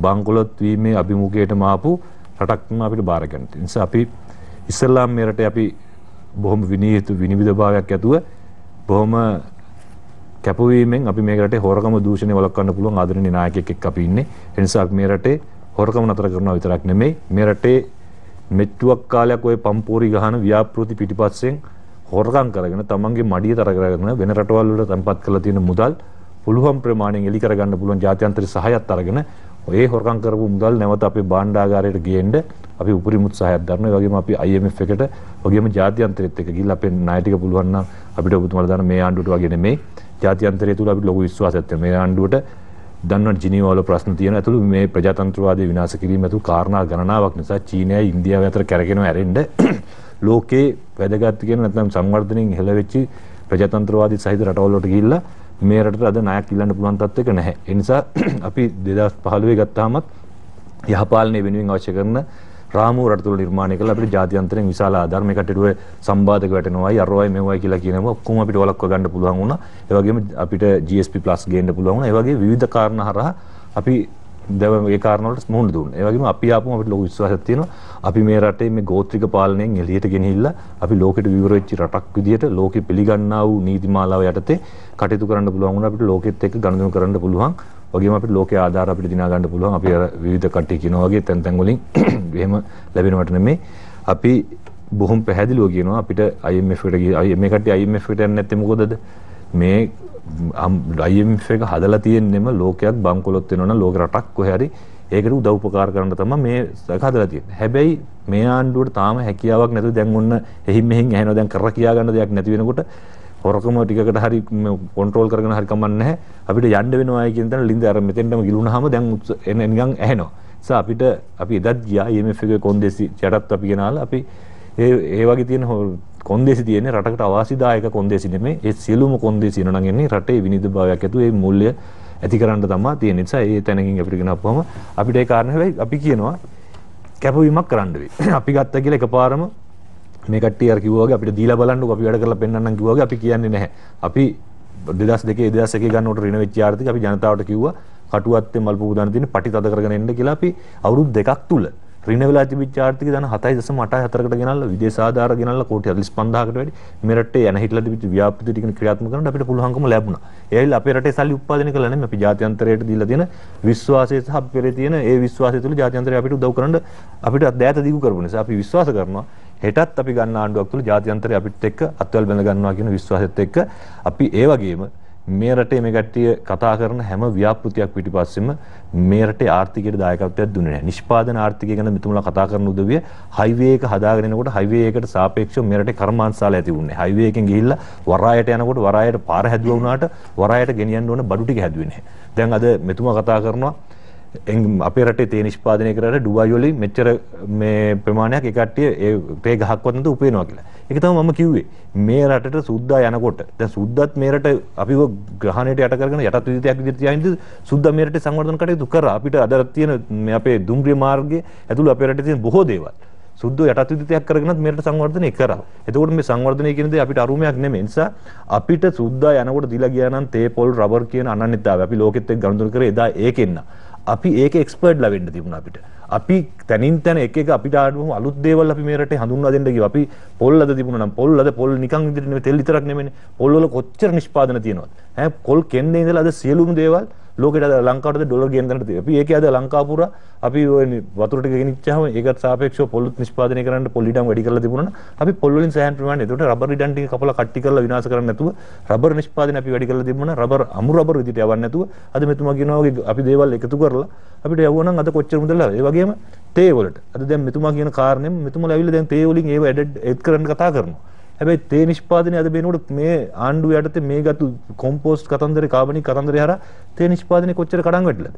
එතකොට ඒ හරහා මේකට ඊගාට ගතු බරපතලම ප්‍රශ්නේ තමයි ලංකාවේ තේ වලට 70%ක් කලවම් කරන්න අවස්ථාව උදා කරලා දෙනවා. ලංකාවට තිබුණේ තේ වලට සිලෝන් ටී කිව්වහම ලෝකේ කීර්ති නාමයක් තිබුණේ. ඒ නාමයට තමයි අපිට ලෝකේ ලොකු ජයග්‍රහණයක් අපි ලබා තිබු තේ වලින්. එතකොට ඒ නාමේ බංකොලොත් කරන්න ඒ නාමේ කඩාවට්ටන්න මේ කට්ටිය 70%. ඒකට තේ වල රසය මේ අපි කලවම් කරලා අරපුවාම ප්‍රවට්ටන්න පුළුවන් ප්‍රමාණයක් තියෙනවා. තේ වල අපි සීනි දාලා බිව්වට ලෝකේ රටවල මිනිස්සු තේ වල රස විඳින විදිහ ඔබතුමා දන්නවා. ඒ නිසා ඒ තේ වල රසය අපිට අපේ රටේ මිනිස්සු රැවට්ටුවට තේ රස විඳින මිනිස්සු ශ්‍රී ලංකාවේ තේ වලට එච්චර වටිනාකමක් දෙන්නේ ඒ රසයට. ඒ නිසා ඒ වගේ දේවල් බංකොලොත් වැඩ කටයුතු කරලා මේකට බංකොලොත් කරලා තියෙනවා. ඒ නිසා මම අනේ අවසාන වශයෙන් ඉල්ලන්න කැමතියි ඔබතුමාලා රුපියල් 5000 අච්චු ගාලා හරි දෙනකොට ඇතෑරිච්ච පිරිසක් ඉන්නවා පෙර පාසල් ගුරුවරියෝ. ඒ කට්ටිය මේකේ රුපියල් 2500ක් විතර ආදායමක් අරගෙන හවසට ඇවිල්ලා අපේ පාරවල් ලයිනේ බඩිරුම් විකුණනවා. ඒ නිසා ඒ කට්ටියත් මට එනකොටත් කිව්වා කතා කරලා අනේ අපිටත් මේක දෙන්න කියන්න කියලා මතක් කරන්න කියලා. ඒ නිසා බොහොම ගෞරවයෙන් ඉල්ලීමක් කරනවා. ওই 5000 ඔක්කොටම බෙදනවා කියලා හෝල්සේල් දාලා කතා කරනවා. අච්චු ගහලා හරි අච්චු කන්තෝරයෙන් ඒක ලැබෙනකොට ඒකත් ලබන්න ඕන තවත් සුසුකම් ලැබු පිරිසක් තමයි මම හිතන්නේ මේ පෙරපාසල් ගුරුවරු අපේ අධ්‍යාපනයේ මූලික අඩිතාලම හදලා දෙන තැන. ඒ වගේම අනිත් පැත්තෙන් මෙතුමාලා මට කාලෙ මදි පාසල් ජාතික පාසල් 1000ක ව්‍යාපෘති බෝඩ් එක වෙනස් කරාට ජාතික පාසල කියලා ලේබල් එක තිබ්බා. දරුවා ඇතුල් වෙන්නේ ජාතික පාසල කියලා බෝඩ් එක තියෙන පාසලකට උනාට පාසලේ යටිතල පහසුකම් සංවර්ධනයට අවශ්‍ය කරන කිසිදු වැඩ පිළිවෙලක් ආණ්ඩුව සතුව නැහැ. නිකන් ජනතාව මුලා කිරීම වැඩ පිළිවෙලක් ගේට්ටුවයි තාප්පෙයි වෙනස් කරලා බෝඩ් එක දාන්න ලක්ෂ 4ක් වෙන් කරලා තියෙනවා. ඒකෙන් තමයි මේ කට්ටිය ජාතික පාසල් කරන්න දන්නේ. ඒ නිසා එහෙම නෙමෙයි. වගකීමක් ඇතුව මේ රටේ අධ්‍යාපනය අපි ප්‍රධාන වශයෙන් මේ ලෝකෙත් එක්ක ගනුදෙනු කරන්න පුළුවන් විදිහේ අධ්‍යාපනයක් අපේ රටට ලබා දෙන්න මේ කටපාඩම් කරන අධ්‍යාපන ක්‍රම වෙනුවට ලෝකයේ නිෂ්පාදනයත් එක්ක ගන්න පුළුවන් අද ලෝකේ ජයග්‍රහණය කරන්න පුළුවන් අධ්‍යාපන රටාවක් අපිට නිර්මාණය කළ දෙන්න කියන ඉල්ලීම කරගම නැවත වතාවක් ශ්‍රී ලංකා වාසී සියලු දෙනාට ITN එකේ පුතුමලා ඇතුළු සියලු දෙනාට සුබම සුබ අලුත් වර්ධක කියලා ප්‍රාර්ථනා කරමු. මම නිරම පොමතස් කොකිලා ගුණවර්ධන මන්ත්‍රීතුමනි දැන් මේ ඉල්ලීමකුත් තියෙනවා. එක පැත්තකින් බැලුවොත් හොඳ ඉල්ලීමක්. ඒකම දැන් IMF එකට යන්න සිද්ධ වෙයිද ආණ්ඩුවට? මොකද මුලින් ඉඳලම කියපු දෙයක් තමයි තවමත් කියන දෙයක් තමයි IMF එක ඉස්සරහා දන ගහන්න නැහැ කියන එක. හැබැයි විපක්ෂ පැත්තෙන් බොහෝ කියනවා ඇයි IMF එකට යන්නේ නැත්තේ? යන්න කියලාත් ගොඩක් අය කියනවා. මේ පුදුම උනන්දුවක් දක්වනවා IMF එකට ඔබතුමා මේ ආණ්ඩුව ගෙනියන්න. IMF එක ඉස්සරහා දන ගහන්න සිද්ධ වෙයිද මේ යන විදිහට ආණ්ඩුවට? සුදර්මන් මම හිතන්නේ විශේෂයෙන්ම අපි අලුත් පක්ෂයක් හැටියට අපි ජයග්‍රහණය කරලා දැන් මෙතුමාලා මේ අලුත් පක්ෂයක් කිව්වට මෙතුමාලාගේ පක්ෂේ නම විතරයි වෙනස් වෙලා තියෙන්නේ. එතකොට ඉතින් එහාට වෙනස් වෙච්ච දෙයක් නෑ. සමස්තයේම ඉන්නේ පරණ එක්සත් ජාතික පක්ෂයට ටික තමයි ඉන්නේ. ඒ ප්‍රතිපත්තිය තමයි තාමත් ගෙනියන්නේ. කතා බහ හැසිරීම් සියල්ල තුලින් අපිට ඒක දැනෙනවා. එහෙනම් මේ රටේ ජනතාව ඒ අයට නම් රැවටෙන්නේ නැහැ කියන එකත් අපි හොඳටම දන්නවා. විශේෂයෙන්ම කියන්න ඕනේ සුදර්මන් දැන් ජාත්‍යන්තරයේ අපිට නැහැ කියලා මේගොල්ලෝ හැමදාම කියනවනේ. හැබැයි ජාත්‍යන්තරයෙන් අපිට හැම වෙලාවකටම සහයෝගය දෙන්න පුළුවන් අවස්ථාවන්දී ලබා දීලා තියෙනවා. ඒ වගේම අපි හැම වෙලාවකටම ආණ්ඩුවක් හැටියට කිසිම වෙලාවක ජාත්‍යන්තර ඉස්සරහ දන ගහපු ආණ්ඩුවක් නෙමෙයි. එතුමාලා වගේ අපිට මේ රටට ගැලපෙන්නේ නැති දේවල් රටට කියන්න කවදාකවත් අපි ජාත්‍යන්තරයට කියලා දැනගෙන ආන්නේ නැහැ. දැන් මට මතකයි ජිනීවා ඉස්සරහා කියලා අපේ රට පාවා දෙන්න යාපාන ආණ්ඩුව කටයුතු කරපු ආකාරය ජාත්‍යන්තරයට අවශ්‍ය විදිහට ජාත්‍යන්තරයේ අත්කොළු බවට පත් වුණා යාපාන ආණ්ඩුව. හැබැයි එතනට අපි වැටෙන්නේ නැහැ. ඉතින් මෙතුමලා උත්සාහ කරන IMF එකට යවන්න IMF එකට යන්න උනත් අපි උත්සාහ අපිට බැරිම වෙලාවකට යන්න උනා කියනකො යන්න උනත් කවදාකවත් ඒ අයගේ අවශ්‍යතාවයන්ට අනුව අපි ණය ගන්න සූදානම් නැහැ. ඒක අපිට ගැලපෙන අවශ්‍යතාවයකට අවශ්‍ය වුණොත් ඉස්සරයි ක්‍රියාත්මක වෙන සඳහන් පැහැදිලිව මම විශ්වාස කරන අපිට යන්න වෙන එකක් නෑ.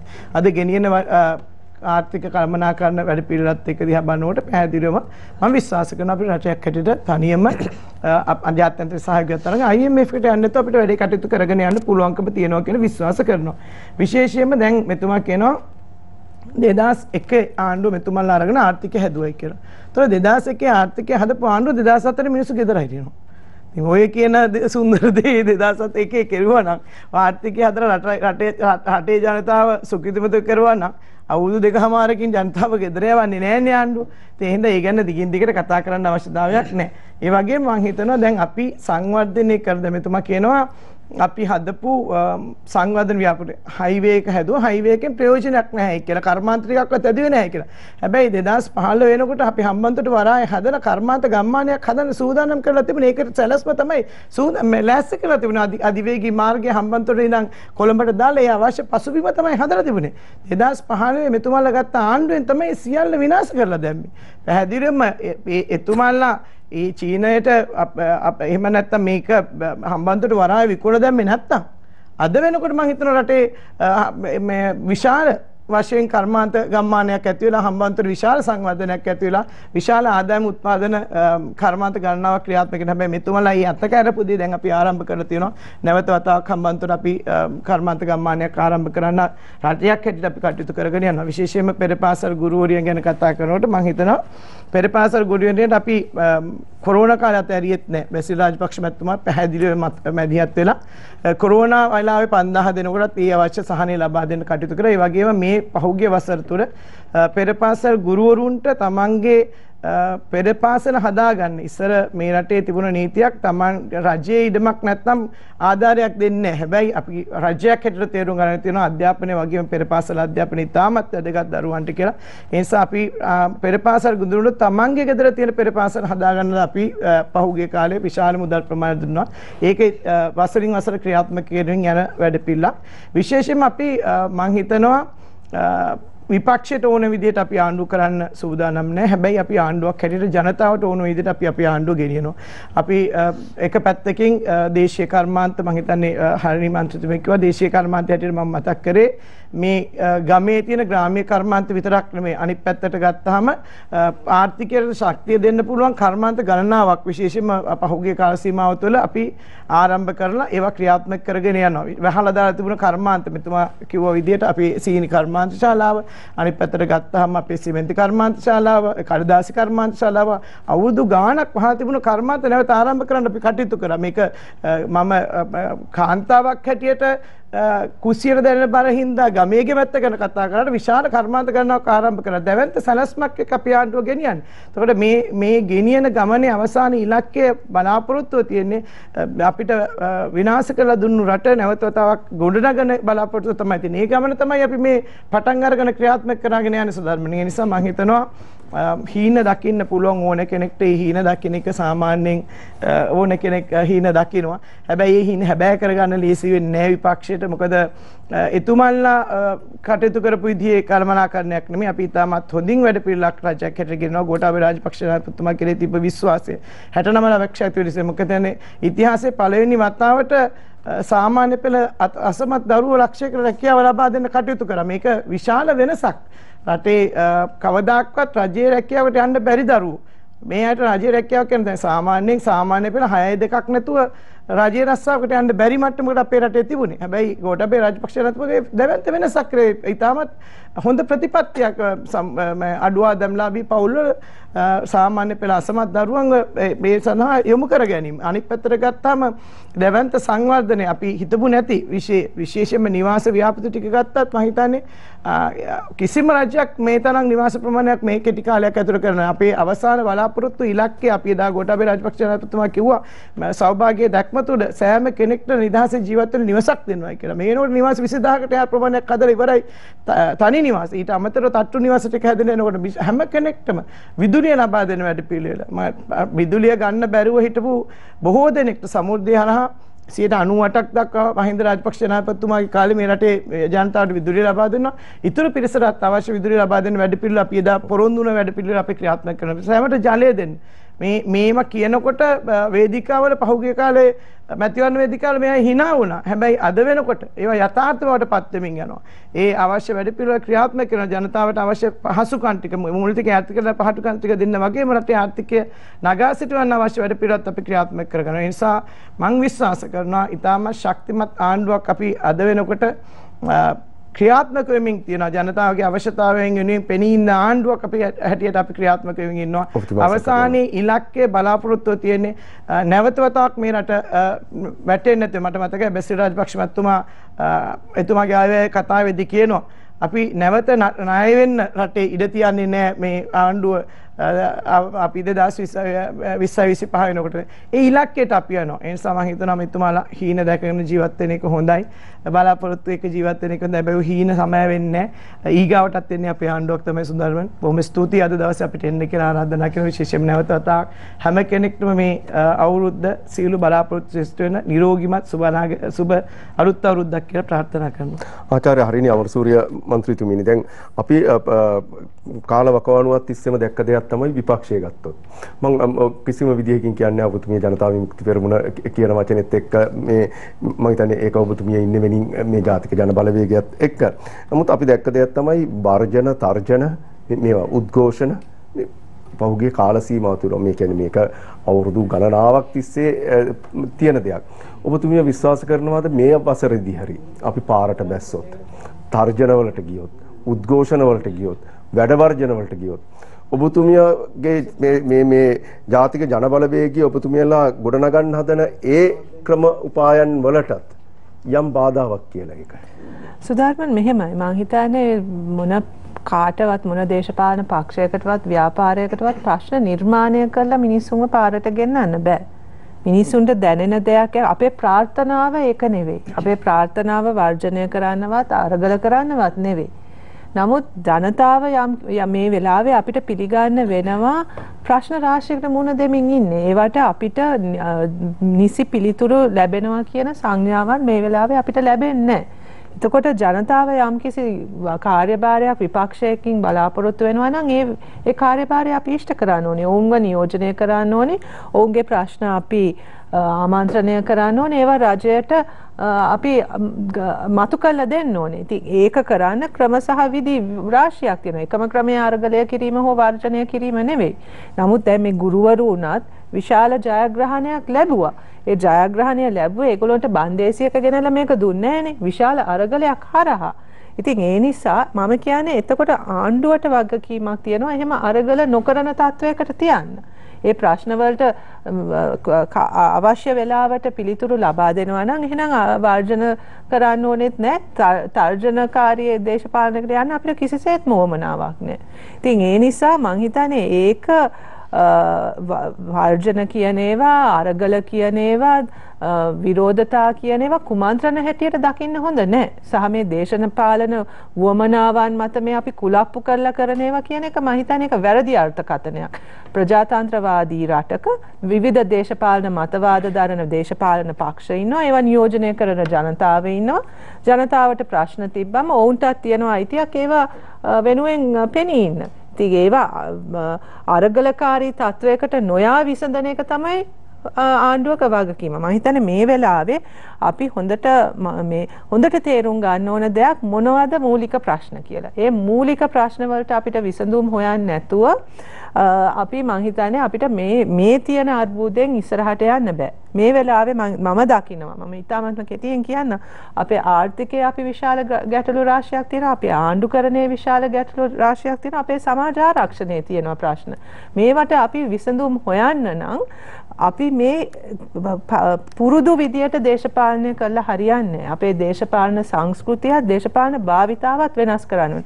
අපි අද කතා කරපු නැති මේකක් තමයි වංචා දූෂණය නාස්තිය කියන එක.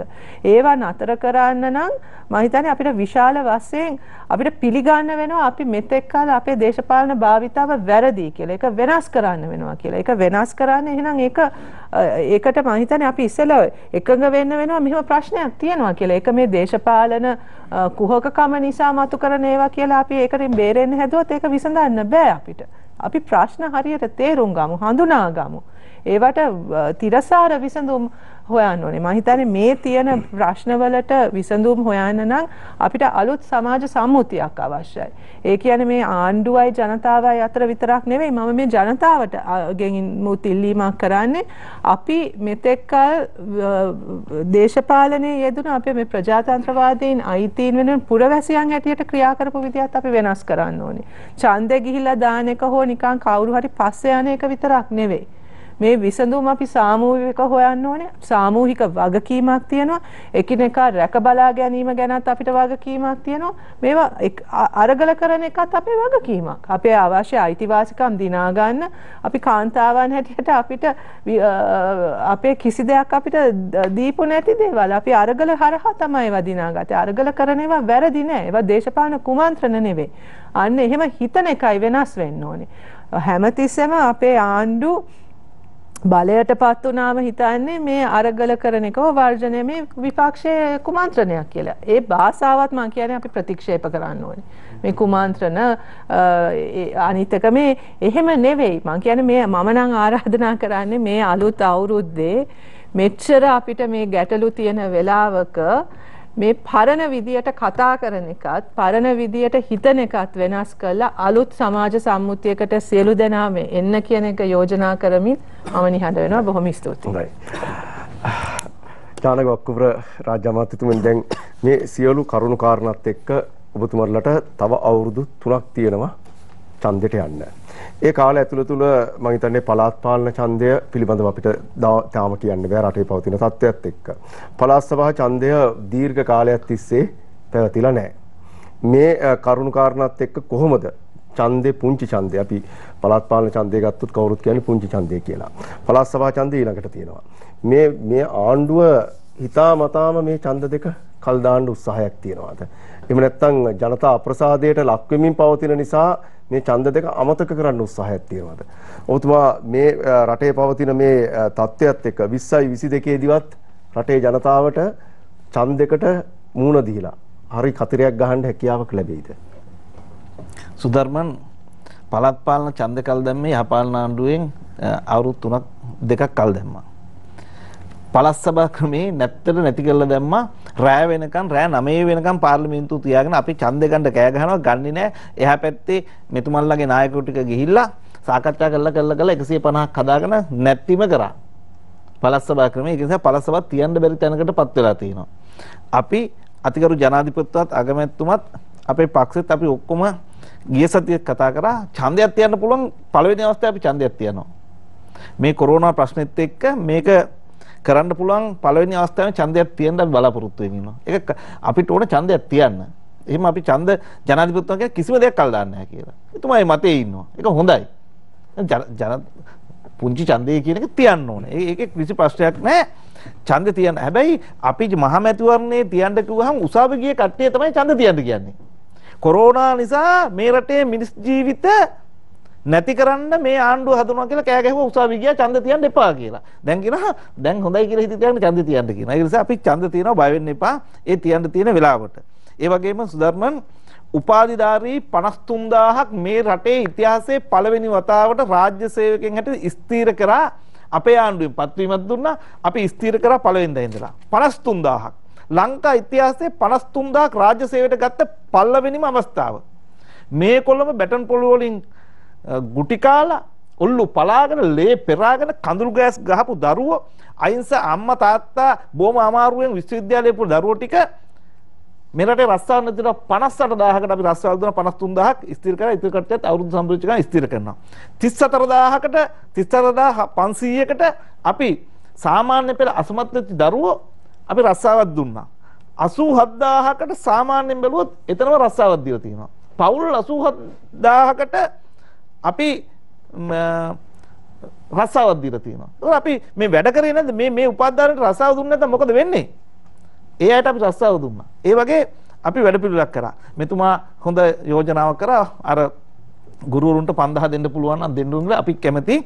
හැබැයි මහින්ද රාජපක්ෂ මැතිතුමා 2014 දෙසැම්බර් මාසේ අයවැය 2015ට ගෙනාවු එකේ අපේ මේ කියන පෙරපාසල් ගුරුවරුන්ට රුපියල් 2500ක් ජනවාරි 1 වෙනිදා දෙන්න කියලා යෝජනාවක් ගෙනාව සම්මත වුණා යහපාලනය ආපු ගමන් 250ට කරා බිඳුව කැපුවා 250ට කරේ 250ට බිඳුවක් කපලා 250 කරා අපි 2500 කරා ආපහු ගෝඨාභය රාජපක්ෂ ජනාධිපතිතුමා ආවට පස්සේ මම කියන්නම් මට පොඩි වෙලාවක් දෙන්න මේ රට අගාධයට ගියේ කොහොමද කියලා මහින්ද රාජපක්ෂ මැතිතුමා 2009 යුද්ධය අවසන් කළා ඩොලර් මිලියන 500ක් ගත්තා 2010 ඩොලර් මිලියන 1000ක් ගත්තා ඒ කියන්නේ බිලියන එකක් 2011 1000ක් ගත්තා බිලියන එකක් 2012 බිලියන එකක් ගත්තා 2013 ගත්තේ නැහැ 2014 ඩොලර් මිලියන 1500ක් ගත්තා ඔක්කොම ගත්තේ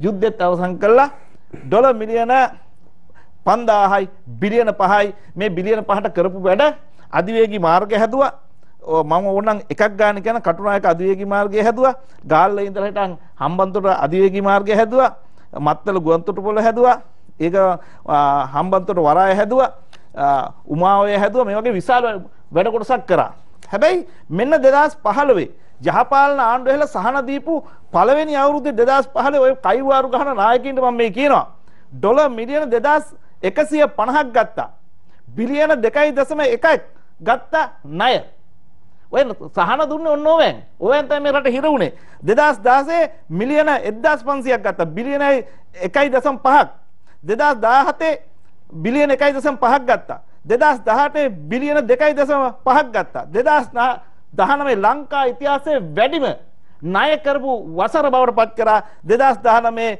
බිලියන 4.4ක් මිලියන 4400ක් අරගෙන මිලියන ඩොලර් මිලියන 12050ක් ගත්තා අවුරුදු කීයකටද මේ අවුරුදු 5කට මේ ගත්තේ රාජපක්ෂවරුන්ගේ ණය ගෙවන්න කිව්වා. ඉතින් රාජපක්ෂවරුන්ගේ ණය ගෙවුවනම් මේ 5000 ගෙවුවනම් 7000 ඉතුරු වෙන්න ඕනේ. හැබැයි මේ සල්ලි වලට මොකද කරේ? අන්න හොරා කෑම. මේ සල්ලි ටික අද ගෙවන්න උනේ කාටද? ගෝඨාභය රාජපක්ෂ ජනාධිපතිතුමාට. මේ ටික ඔක්කොම ගෙවන්න වෙලා තියෙනවා. කොහොමද මේ ගත්තේවට මොකද උනේ? කොහෙද රටේ හැදුවේ? මොකද්ද හැදුවේ? අඩුම ගානේ හදපු තැනක් පෙන්වන්න කියන ඒක කිසි දෙයක් කරේ නැහැ මේ ණය ගෙවන්න ගිහින් තමයි රට අමාරු වෙලා තියෙන්නේ ඒක තමයි අවුරුදු 72 රට පාලනය කරනකොට මේ පහ තමයි කාබාසිනා කරේ රට මේ රට මේ හිටපු සියලු දෙනාම වක් කියන්නේ මං සජිත් ප්‍රේමදාස මහත්තයා විතර කැංගිලා දික් කරන්නේ නැහැ ඒක හිටපු ඔක්කොම වක් කියන්න ඕන ඔය කයිවාරු ගහන සියලුම නායකයෝ මේකට වක් කියන්න ඕන ඒ ආණ්ඩුවේ හිටපු ඔක්කොටම මේ අවුරුදු දෙකට ගතු ටිකක් කියන්නේ ඉන්නේ එතකොට මං කියනවා මේ හොඳට කරා කියන කට්ටිය. එතකොට මේ 12500ක් කරගත්තේ අවුරුදු කීයකද කියලා. මහින්ද රාජපක්ෂ මැතිතුමා ගත්තේ 5000යි. එතකොට දැන් මෙතුමාලා මේ අපි බැඳුම් කර උගස් තියලා 2021 කරගත්තෙත් නැහැ 20 ගත්තෙත් නැහැ.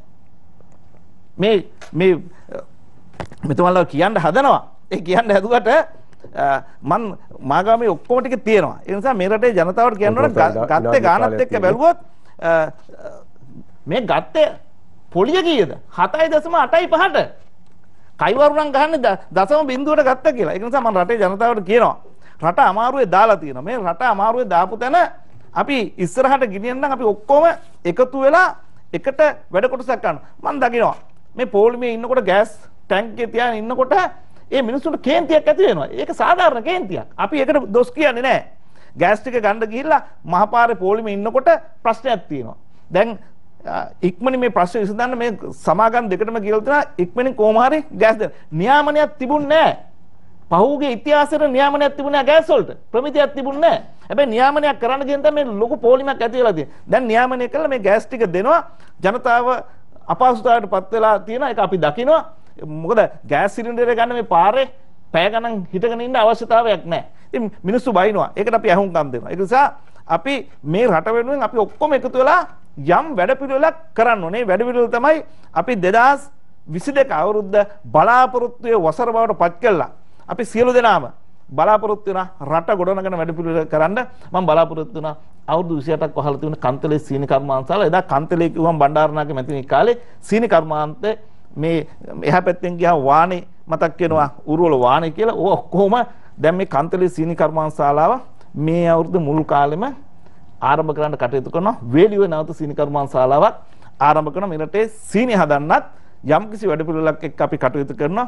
ඒ නිසා මට දීපු අමාත්‍යාංශයෙන් මම බලාපොරොත්තු වෙනවා ජනතාවට ඒ අමාත්‍යාංශයෙන් මට කරන්න පුළුවන් උපරිමේ ජනාධිපතිතුමාගේ දැක්ම යථාර්ථයක් බවට පත් කරන්න කටයුතු කරන අපේ අමාත්‍යාංශවල ඉන්න සියලුම ඇමතුරු වැවිලි කර්මාන්තේ වගේම අනිත් සියලුම ඇමතුරු වගකීමකින් කටයුතු කරන මම හිතනවා අපි ජනතාවට ඇහුම්කන් දෙන ආණ්ඩුවක් හැටියට ජනාධිපතිතුමා ඇහුම්කන් දෙන නායකයෙක් හැටියට අපි 2022 අවුරුද්ද ජයග්‍රහී වසරක් බවට පත් කරන්න සියලු දෙනාගේ උදව්ව සහයෝගය ලබා දෙන්න කියලා සියලු දෙනාගෙම ඉල්ලනවා.